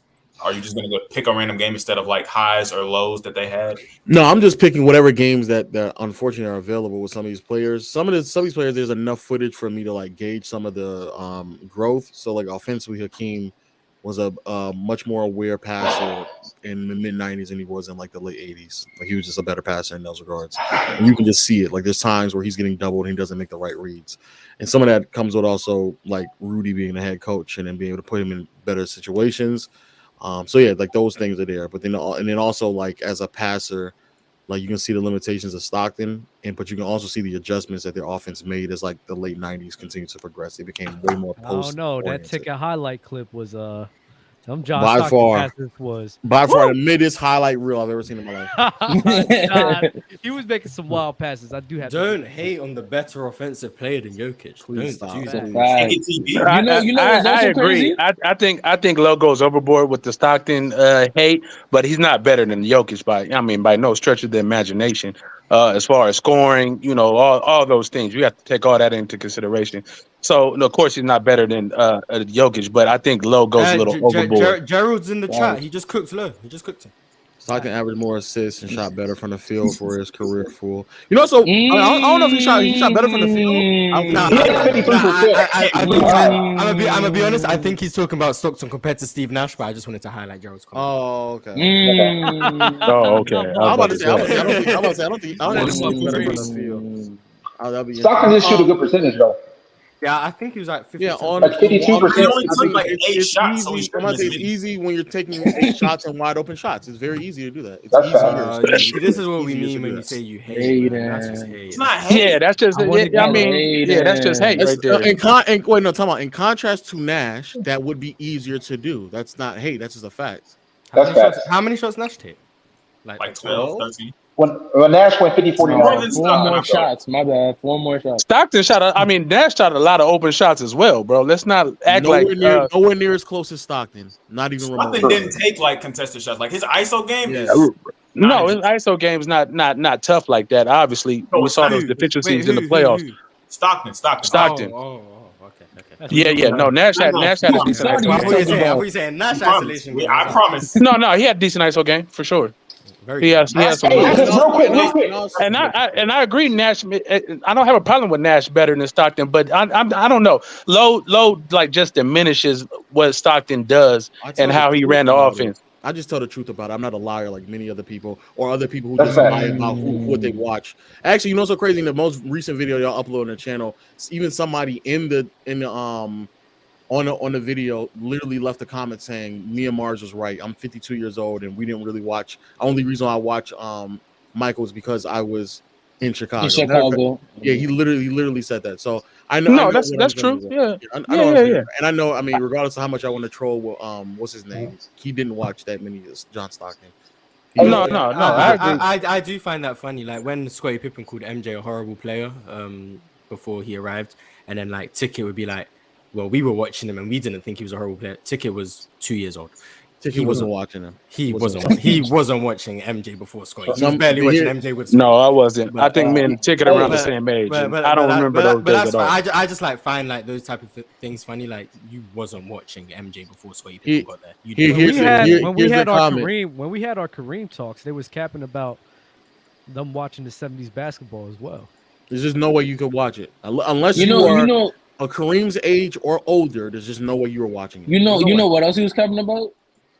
Hakeem versus Giannis. Oh, that was. And what's crazy is that's going on right now. And to say that say that Giannis has as good as a post game as Hakeem, you just don't watch Giannis right now. Who said that? That's what Ticket said that. He didn't say that Giannis had a good as post game as Hakeem. Well, he did not say that. Not as good, but he said he had one. He said Giannis had a post game, so he would be able to go in the 90s and still be effective in the post. Yeah. Okay, but he didn't say it was good as Hakeem. I'm pretty sure he said better than that power forward in Utah. I'm not gonna say his name. And he also lied. He also lied about the spacing too. He lied. He said something about David Robinson. I can't remember what he said about David Robinson. So he said a lot of stuff about the 90s. Yeah. Ticket was on one that day. Let me get one thing off here since y'all mentioned Steve Nash, who's actually one of my favorite players because I did used to watch Nash. You have taste. I'm coming from the East Coast. I feel like they used to put a lot of Suns games on those ABC Sunday games on ABC. And so one thing I I saw the Mike D'Antoni interview. I think it was on a JJ Redick podcast recently, where he talked about they don't think they took that the 7 seconds for this offense far enough. How do you think Nash would be if he had even more of a green light or took more shots? Because when you look at the numbers, I always knew Nash was a great shooter, but like his 3-point shooting was like elite top tier. 50, 40, 90 3 times. Like, what if Nash shot more like a Dame or a Steph Curry? How good could have the team been, or even the offense has been? Like D'Antoni said, he don't think he took it far enough. We should have had Nash shooting even more. What do you think that Suns team looks like in this era if Nash shoots even more? Like some In this era, not. How many threes was he taking? Like not enough considering his maybe like efficiency though. 4, maybe like 4. 3 Or or But he 5. should have been taking 9, 10. You see what I'm saying? He was that good of a shooter. But in today's game, on beyond in today's game, they wouldn't What's be a that? historic offense.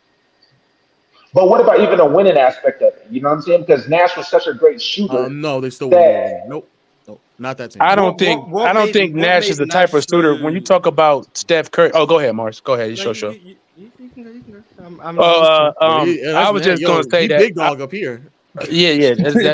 I was just saying that Nash to me is not the level of shooter of a Dame Lillard or a Stephen Curry, where he shoots, off platform and off the dribble as well as though he's good, but he's not as good as though. That wasn't the game and how it was played back then. To me, when you see guys shooting, off dribble, behind the back, step back, I don't think Nash was that type of shooter, but he was a great knockdown shooter for sure. Here's the thing: he wasn't as good as Steph. I think Steph's the greatest ever, but I would say Nash was a better shooter than Dame, even from the 3. I agree. You agree? I think he's a better shooter than Dame. I don't know about from not from the 3, but if I he played in today's game, wherever, if that team Dame played has in more today's, range. From the mid-range? if that team played in today's game, no, they wouldn't win. No. Yeah, what made Nash so special and why I hold him is how ahead of his time he was. Right. Those Suns offense was so good relative because they were just ahead of the whole league. Now, if you want to say that's because of the rule changes and Jerry Colangelo knowing what was going on and they were ahead of the curve, so Nash benefited, that's fine. But do I think the Suns put Nash in today's game? They're just lapping everyone +8 relative offense. No, I still think they have one of the best offenses in the game. That's fair. But it's not But what about all-time transcendent, in my opinion. What about even back then? Because like I said, so not even taking them now. But D'Antoni said back then what we should have did is shoot even more threes. What the analytics are saying now. So I'm saying back then, D'Antoni was saying that you see this on the JJ Redick podcast that if they did that, they probably would have won. Because they got close a few years, even though they make the finals, they still had deep postseason runs and things like that. And I feel like with Nash's shooting ability, instead of taking 4 per game, if he was taking 9 per game back then, with those levels, even if they dropped, because I think career Nash is 43% from 3. And he's top 5 free throw shooting ever. That's another way I do correlations to see how good of a shooter is. I look at their free throw shooting. And so, to me, he's that elite of a shooter that, dang, he should have been taking more. Especially because he can get him off the dribble, too. It wasn't just catch and shoot for Nash. It wasn't just the ball swinging around. He could actually get his own 3-point shot. But if he shoots more, of course, the efficiency is going to drop, though, of course. Yeah, but I mean, it can afford to drop. Yeah, theoretically, you take more, you're going to miss more. But based on how much threes were worth, especially at that time, I do think the offenses would be slightly better. But they were leading the league in 3-point attempts anyway. So I don't know how much more they could have ramped it up. I think Nash should be looked at in higher regards. If he went from averaging 15 and 10 to 24 and 11, people were like, oh well, Nash was so much better because he's scoring more. But in terms of how much better I think the offenses would be in the regular season, I don't think they'd be substantially better. I think Nash being more aggressive in the playoffs would probably help. But I was about to say, y'all think Nash was a shot creator like that? He could be. Yes, he could. I don't know about that. He was great, and I watched a lot of Nash. I'm a Phoenix Suns fan, but I think because of his size and everything, and the way he shot, I don't think he was. When you start talking about Dame Lillards and these type of guys, he's not that level. He's not a Dame. I don't think he's a shot creator from 3, but could he have been good enough to score 22 points a game? I don't see Nash ever getting to a point where he's taking 9 threes. I think he'd cap out 6 or 7. 6 or 7 things. I think he was a more, he would attack certain offenses and get his threes from that way and that type of scoring. But just to, I don't know. I see these players today as a little different. Me personally. I think Nash was a more. Who was that? What happened? Leo, it's good to see you again. Oh, that's Lo. Is that the Lowe's the Capper dude? Dog, I need my rematch. Who was that? My God. Oh my God. Dub I cooked thought- him, so now he needs his get. Yeah, he cooked him. Wait, now who he is came this? back. Who is this? Those That's the Lowe's the Capper. Capper Lowe's the dude. Capper. The little stopper. The what? You said you were a dub stopper earlier. No, they cheated me. I need my rematch. Where are you?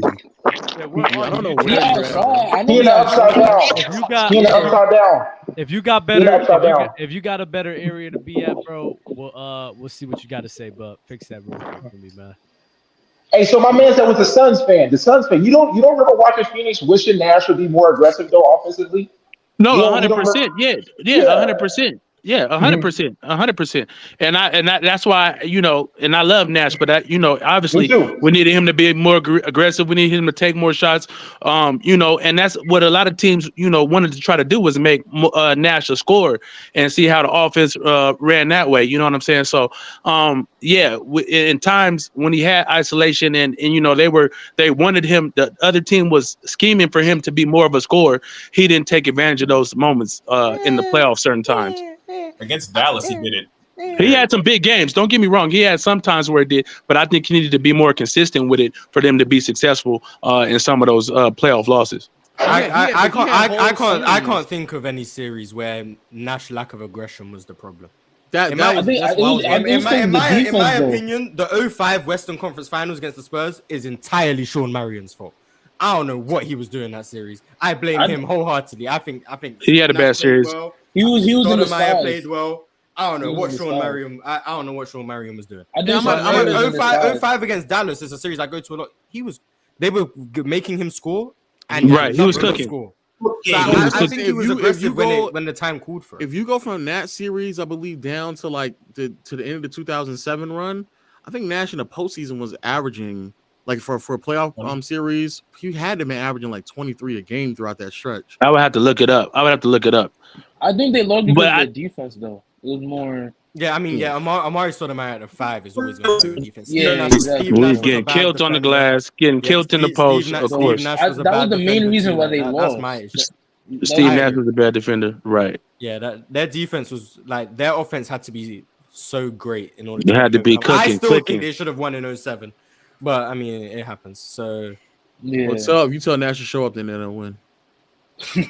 Let me read off some. No, I'm not Superchats. saying that. I'm But just that's saying. what I'm saying. Oh, you saying to tell Nash to show up? If Nash showed up, they would have won.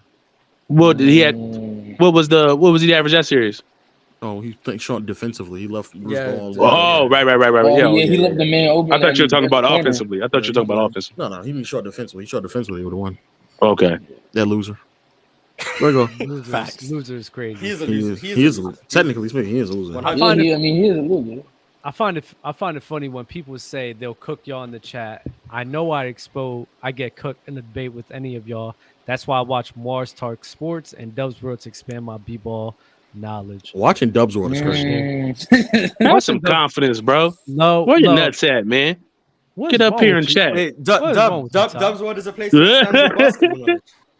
Dubs World is a good place to talk And about any basketball. show that I see Jalen on To have it, fun. I'm like, yeah, my and to have basketball fun. knowledge is To have It's fun. It's about ball and to have fun. It's a blend of both. No, I I agree like with that. I agree No, with you the did. fun First- part. I agree with the No, fun you part. did. I agree with the fun right part now. too. I have fun when I'm on Dubs World. I will cook. Yeah. Do we Everybody actually talking break down shit. footage and film and talk about basketball? Rarely. I'm not but doing I that. have I'm not fun. doing that. We do Exactly. have Yeah. fun. Nah, the first time I ever watched Mars Dubs World is where you go for. I mean, was Mars when I was on it. is where you go for that. Mars is where you go. Mars to the World? thing and, Yeah, Oh. Not Mars World. My bad. Okay. My bad, Mars. My bad, Mars. Mars Talks Hoops. Close enough. Mall Star Yeah. Sports is good. MP13. Oh, sports. Dub, were these threes going in the same looks all season? Because I think of a reason. I can't think. I got you.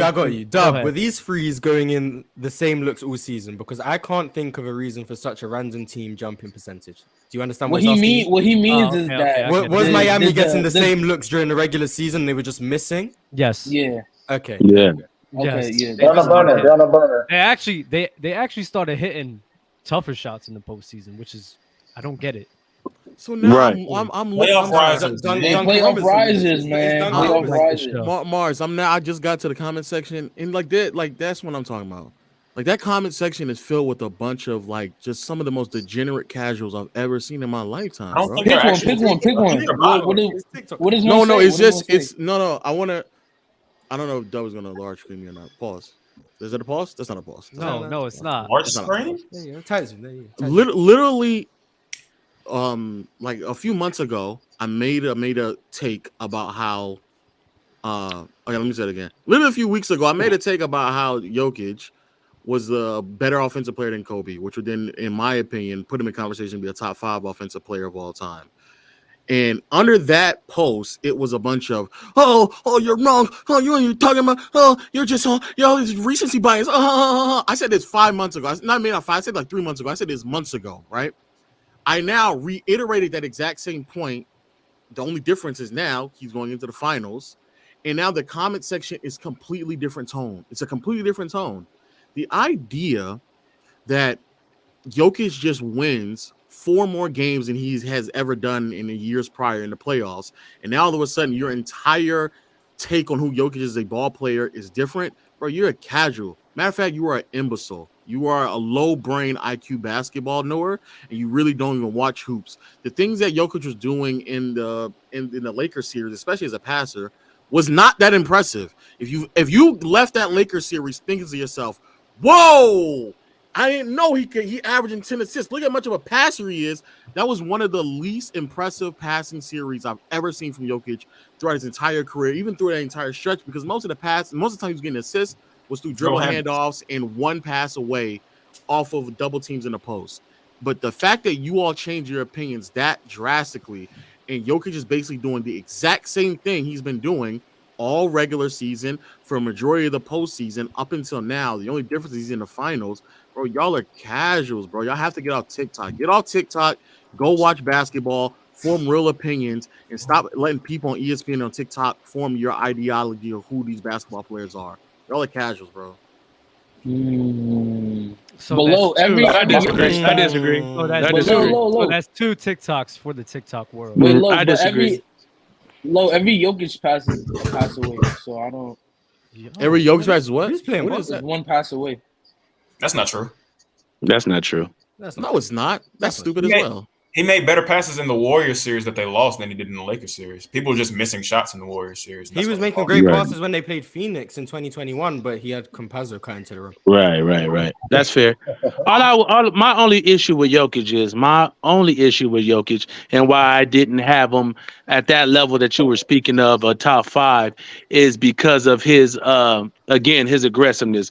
I watched games when Jokic would be like the 3rd or 4th leader in shot attempts through halftime and through the end of the game. And I thought to be that talented and to be that good, he needs to be more aggressive. So therefore, I didn't put him in that vein as a top 5 offensive player. But now with the playoff translation, as a scorer? As a scorer. But he's this season he's less aggressive as a scorer as he was in the prior seasons. Okay, I'm talking about this season. I was speaking to this season, and when you made that TikTok, I thought we were talking about this season, I believe. Don't stumble now. No, I'm not stumbling. I'm talking about this season. But I didn't understand it either, because why would he be more aggressive when he need to acclimate his teammates? I'm watching the games and I'm not talking about their philosophy on offense as to acclimating teammates. I'm watching what I saw watching him play, and all these guys are taking shots, creating shots, you know what I'm saying, doing those type of things. And he accounted for some of those shots, sure. But at the same time, I feel like he would be getting played one-on-one in certain situations, not receiving double teams and still looking to pass the ball and not be aggressive. And all these other guys were taking these type of shots, MPJ with the step back threes, side step threes, yada, yada, yada. And I thought his aggression wasn't high enough for him to be touted as a top 5 offensive player. That was my gripe with Jokic. but now he's obviously what he's done this looking for a shot postseason more. has That's all. alleviated that. That's why I say the postseason matters. So just to say people look at the postseason and make these conclusions, it's not just because of winning. It's also because of what he is doing while they're winning that elevates him a little bit. What is he doing this year that you did not think he could not? I just told you, Lo. I just told you. Well, you can't. But you can't. Aggression was there in the it was there playoffs last season. Yeah, exactly. in 22 and 21 and 20. And in the regular season, it was the scoring aggression was there in the regular season the 2 years prior to this year in the regular season and playoffs. So when you say the scoring aggression, that was there last season in the postseason. No, but I'm like I'm saying, I was watching Jokic, and you know what I'm saying, and you know he was playing great. He was getting the MVPs, blah blah blah blah. But I'm like, okay, he's good. He's a good player. I'm watching. He's good. He's good. He's doing these things. Then I really started keying into him this year. You know what I'm saying? Because now you know he's getting all the publicity. I'm really starting to key into Jokic and what he's doing. So I'm watching him this year, and I formulate, top 5. I need to see more aggression. And maybe it was a little recency bias on my part, but I'm watching the games this year, and that's what I was assessing as I was watching them. That's all I'm saying. Yeah, so you just didn't watch him. That's fine. I'm happy you said that. You admit that you weren't watching him. Thank you. He is looking for a shot more this playoffs though than he was. Well, exactly. That's not true. In the regular season, yes, but in the last postseason, no. In the postseason before that, no. But even last year was just one playoff series though. Right. The playoff series the year before, we've had 3 postseasons. He killed Portland. Yeah. I remember he was destroying Portland all over the place. Yeah, he killed the Clippers. The Phoenix Suns in the second round. But how did he do that series? He was scoring. He was aggressive. Like he was aggressive, but he wasn't play. He shot bad. He shot bad. But it was your argument that he wasn't making them, or was it as aggressive? Because now we're talking about 2 different things. Well, it's the totality of all those things, Lo. When he got aggressive in that Phoenix series, he wasn't the performer he was. Okay, so when he going up against a top 5 defense, then you're gonna see a drop. Okay, fair enough. The Suns? Yeah, they were a top 5 defense. Right. But I mean, I understand what you're saying, but it was still DeAndre Ayton and the crew. This year, he cooked those guys. Yeah, because he has better offensive help around him. So right. But they were playing him a lot of one-on-one, bro. What do you? They weren't paying him a bunch of one-on-one 2 years ago. Jay Crowder was blitzing him. Yeah, Jay Crowder was blitzing him. I understand that, but I'm saying his field goal percentage dropped.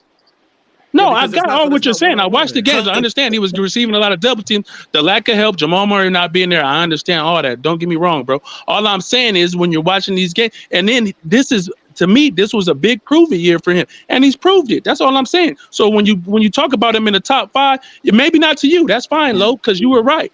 You know what I'm saying? Because on this case, you were right. So you can go back, you can throw your hands in your air and say, yeah, I was right. I got you. That's fine. All I'm saying is this was a big prove-it time for a lot of people, and he's proving it. So that's all I'm saying, bro.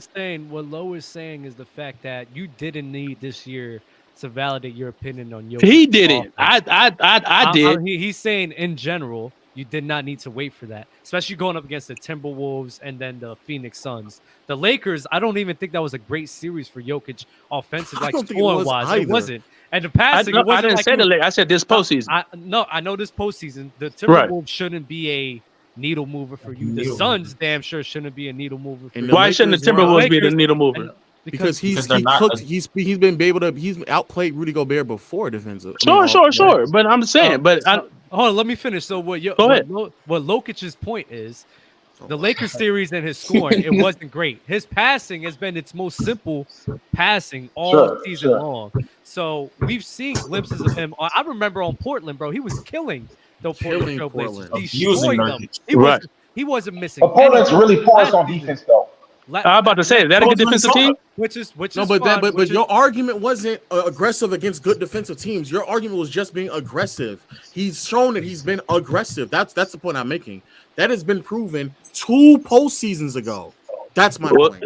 Okay, but at the same time, you say that, but then Mike Malone comes out and says we need Jokic to be more aggressive. All the other players said we need Jokic to be. So when Kobe dropped from 33 points to 25 in 2008, did you think to yourself, I need to see Kobe be aggressive? His own coach said that. Why are you asking me? I'm asking because this is your critique on him. When Kobe went from averaging the 30, 33, 35, 36 points, those 2 years where he didn't have that much help, and then they finally got help and they were more organized in 2008, and he dropped from 33 to like 28. Did you think to yourself, well, I need to really see Kobe be more aggressive? No, and nobody thought that But because obviously he here's had. the difference, though. No, Here's yeah. Here's the difference with Kobe, though. We already seen him have years of playoff success and high scoring. More years than 2, also. More than just 2 by that point. So we're talking about 08 Kobe. All right. But y'all missing the point. Y'all missing the point. I don't know why he's comparing Kobe's situation. Everything that you're criticizing Jokic of, that's fine. If you feel that, that's fine. I'm not arguing that. Ty, you're missing the point. Everything that you're criticizing Jokic of, he's shown you already. That aggressiveness in scoring got uptick against the Golden State Warriors last season, against the Portland Trailblazers the season before, and then the Phoenix Suns, he struggled, but it wasn't that he wasn't trying to score. He was trying very much. He just, the scheme, he was the only one in court. It was easier to play against them. So 100%. Criticizing Jokic of, what Lowe was saying is, you should have been already known this. You should have known how he was. Should have known how good of a passer he was. Should have known how good of a scorer he was, because he's shown it before. That's what Lowe was saying, because you guys just wasn't watching it. But if you want to say you weren't watching him that closely the 2 years prior to the season, that's fine. But just say that. Just say that. That's fair too. But I think also too. I get what y'all saying to a certain extent, but at the same time, when I did watch him, to me, he lacked a little bit of what I'm seeing in this playoff run.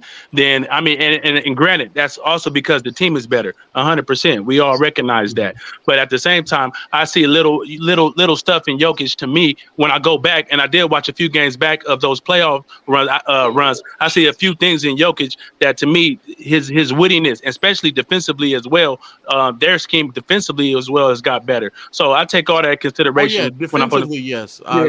He's improved as a defender. Right. So, and that was one of my other big knocks on him, obviously defensively. But all in all, yes, Jokic has been a great player, and maybe that's my fault for lacking it. I wouldn't say it's idiotic and stupid and all those things, but as people watching basketball, we're going to tune in a bit. We're not watching every game. So when I tune in Jokic and I see other players making all these shots and doing all those things, and Jokic is kind of, in the offense, but he's kind of passive a little bit. And then you got his coach telling him he needs to be more aggressive and these type of things. I took that into account. And this year, I think he's made that leap. Obviously, you say he's made that leap before, but it just wasn't success of his teammates. And that's fine. You've obviously tuned in more than me. So I give it to you.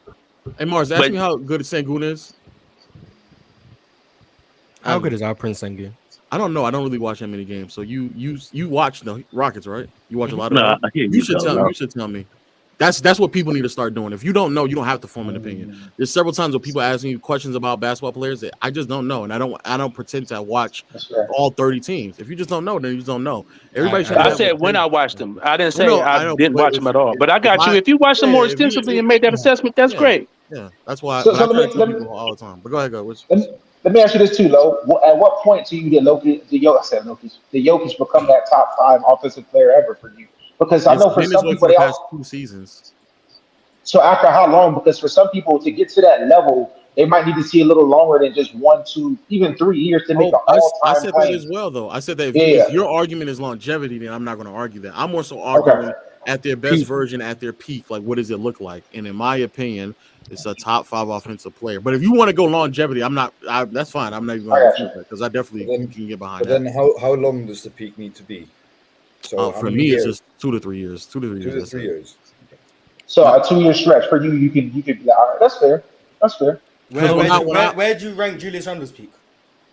Okay, we were talking actual basketball now. Because when we talk about Jordan as a player, I don't think no one is referencing 85, right? Or 2002 or 2002. When we talk about Jordan as a player, we're more than likely talking about 92, 93, and 96. That's more or less the players that we're talking about. We're not talking about because they lump in that defensive player of the year too with them, so they give Jordan everything. Let's say intelligent ball knowers here. Okay. Intelligent ball knowers here. We talk about Jordan. We're talking about those 3 years. We talk about LeBron. We're talking about basically like 2012 to 2015, 2016. That's what we're talking about. Then you'll include 2018 real quick. Depend on if you're talking to Jaylen, and sure, I guess. Yeah, but the best player. real ball knowers, we know what we're talking about. Real ball knowers. Hey, fellas, I'm gonna rotate the guests, but I appreciate you guys for being up here. Appreciate you guys.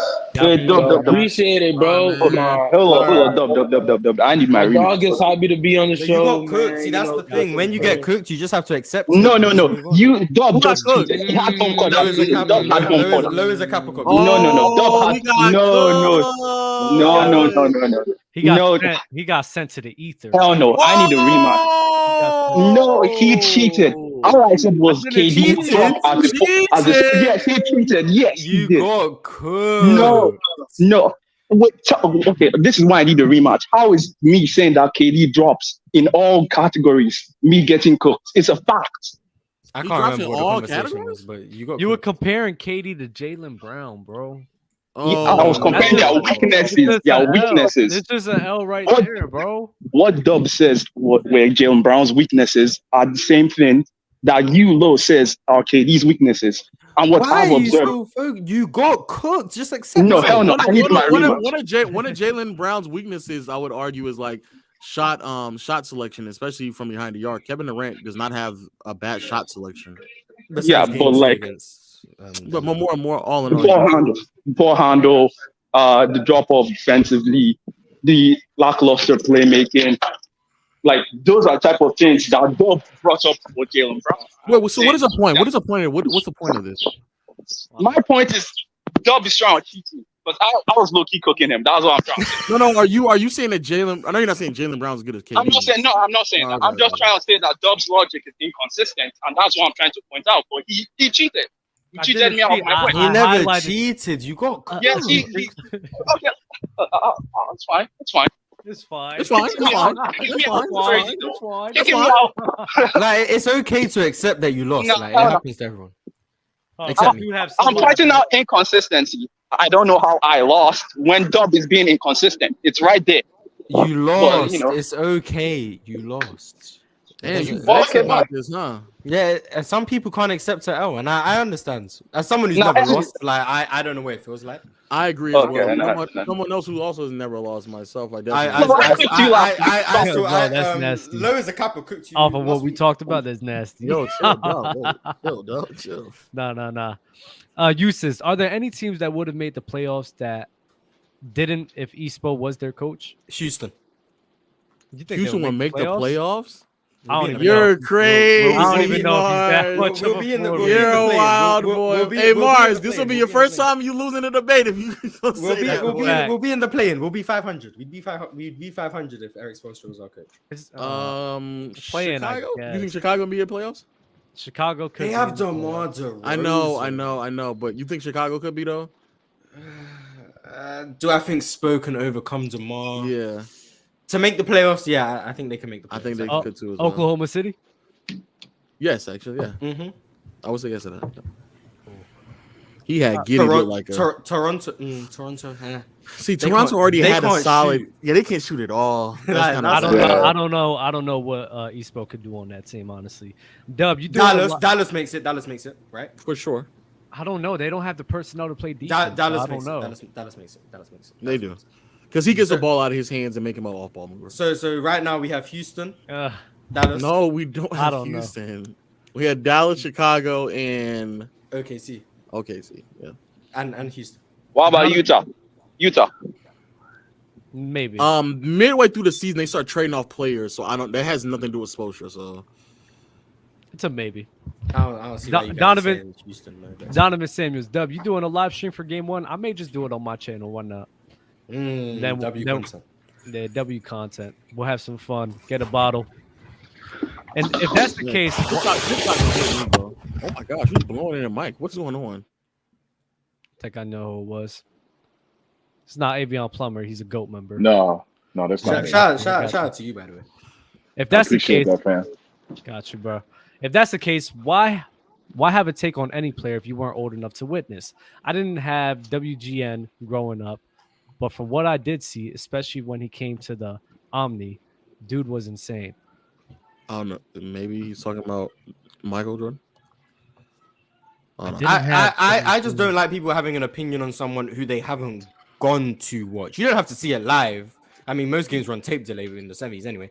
So you don't have to go watch it live. You have to go and actually do your due diligence and go and watch it. People won't go back and watch. People don't want to go back and watch these Kareem 70s games or go and watch Dr. J or Moses Malone or Wes Unseld. Don't watch Wes Unseld, it's not great. Chicago Bulls channel is but- WGN. But no one wants to go and watch these players play. Right. But then you want to go and have an opinion on them and then go debate with someone about who's good and who's not.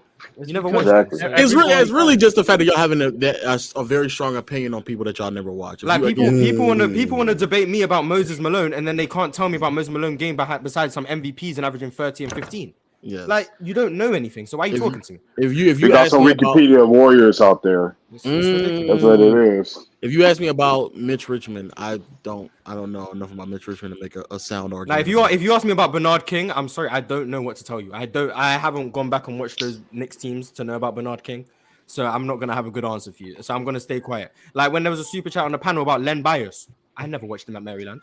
Didn't bother to say anything. I just deferred to Chill and Fluent, who I believe watched him, because I'm not gonna talk about something I haven't gone back and seen. Unfortunately, you guys don't know how to keep your mouth shut. I just want to give an opinion on something you don't know. On something that no one is even asking you to give an opinion on. And then you give an opinion. That's really the problem. Y'all give an opinion and y'all get cooked, and then y'all like, oh, how are you gonna tell me? You cheated me. You cheated me. You cheated me. You cheated me. Low, how many Stockton's games have you watched? First of all, before we get this going, Low and Jokic views. When I left that call yesterday, I heard you say, "Damn, you won't get the toes done for your haircut." That was you crazy. told me that you was crazy. said that your barber was crazy. in jail. He was. Well, I thought he was, but he actually responded. Okay. He wasn't in jail. He wasn't in jail. Oh, so you posted bail for it?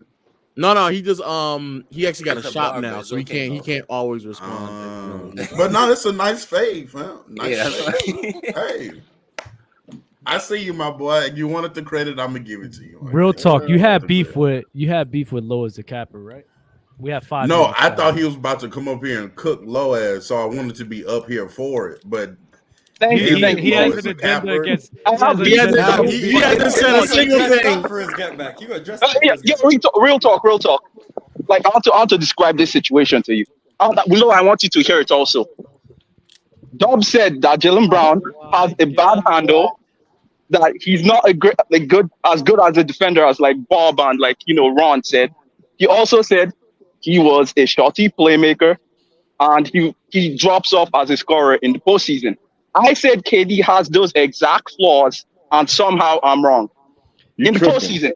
And real talk, tripping. Those are KD's weaknesses in the postseason and somehow I'm tripping. Wait, you want to know how I cooked them?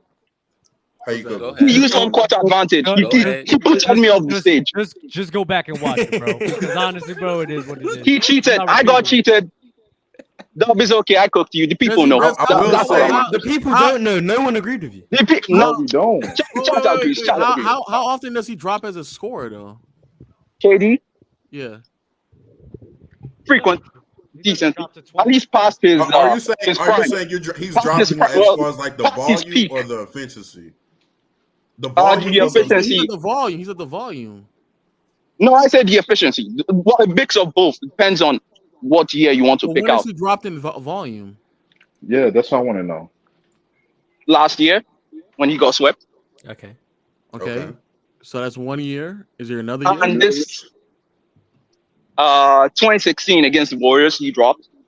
Oh, in the series. Oh.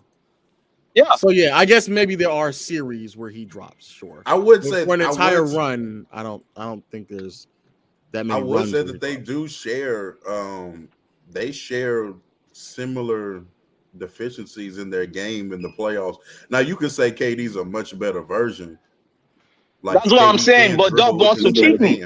But Yo, real talk. But players can have the same weaknesses and one can still be overrated and the other will not be overrated. Yeah. Like, I say KD's Well, they both a much better overrated. version. They both overrated. Yeah, I think KD is slightly overrated. I think Jaylen Brown is heavily overrated. I mean, yeah, most people don't have KD in the top 3 anymore. Most people. Okay, so we finally got past that part of the NBA. Most people. Now, where do But you have him, Mars? Yeah, where is that? For me, outside of the top, Name them. Just name them so we can make a TikTok out of Okay. it. Name the players Okay, better so- than KD. Jokic, Giannis, and Steph is definitive. Okay. Then you get to the Luka Doncic, Joel Embiid, KD. Whoa, that quick?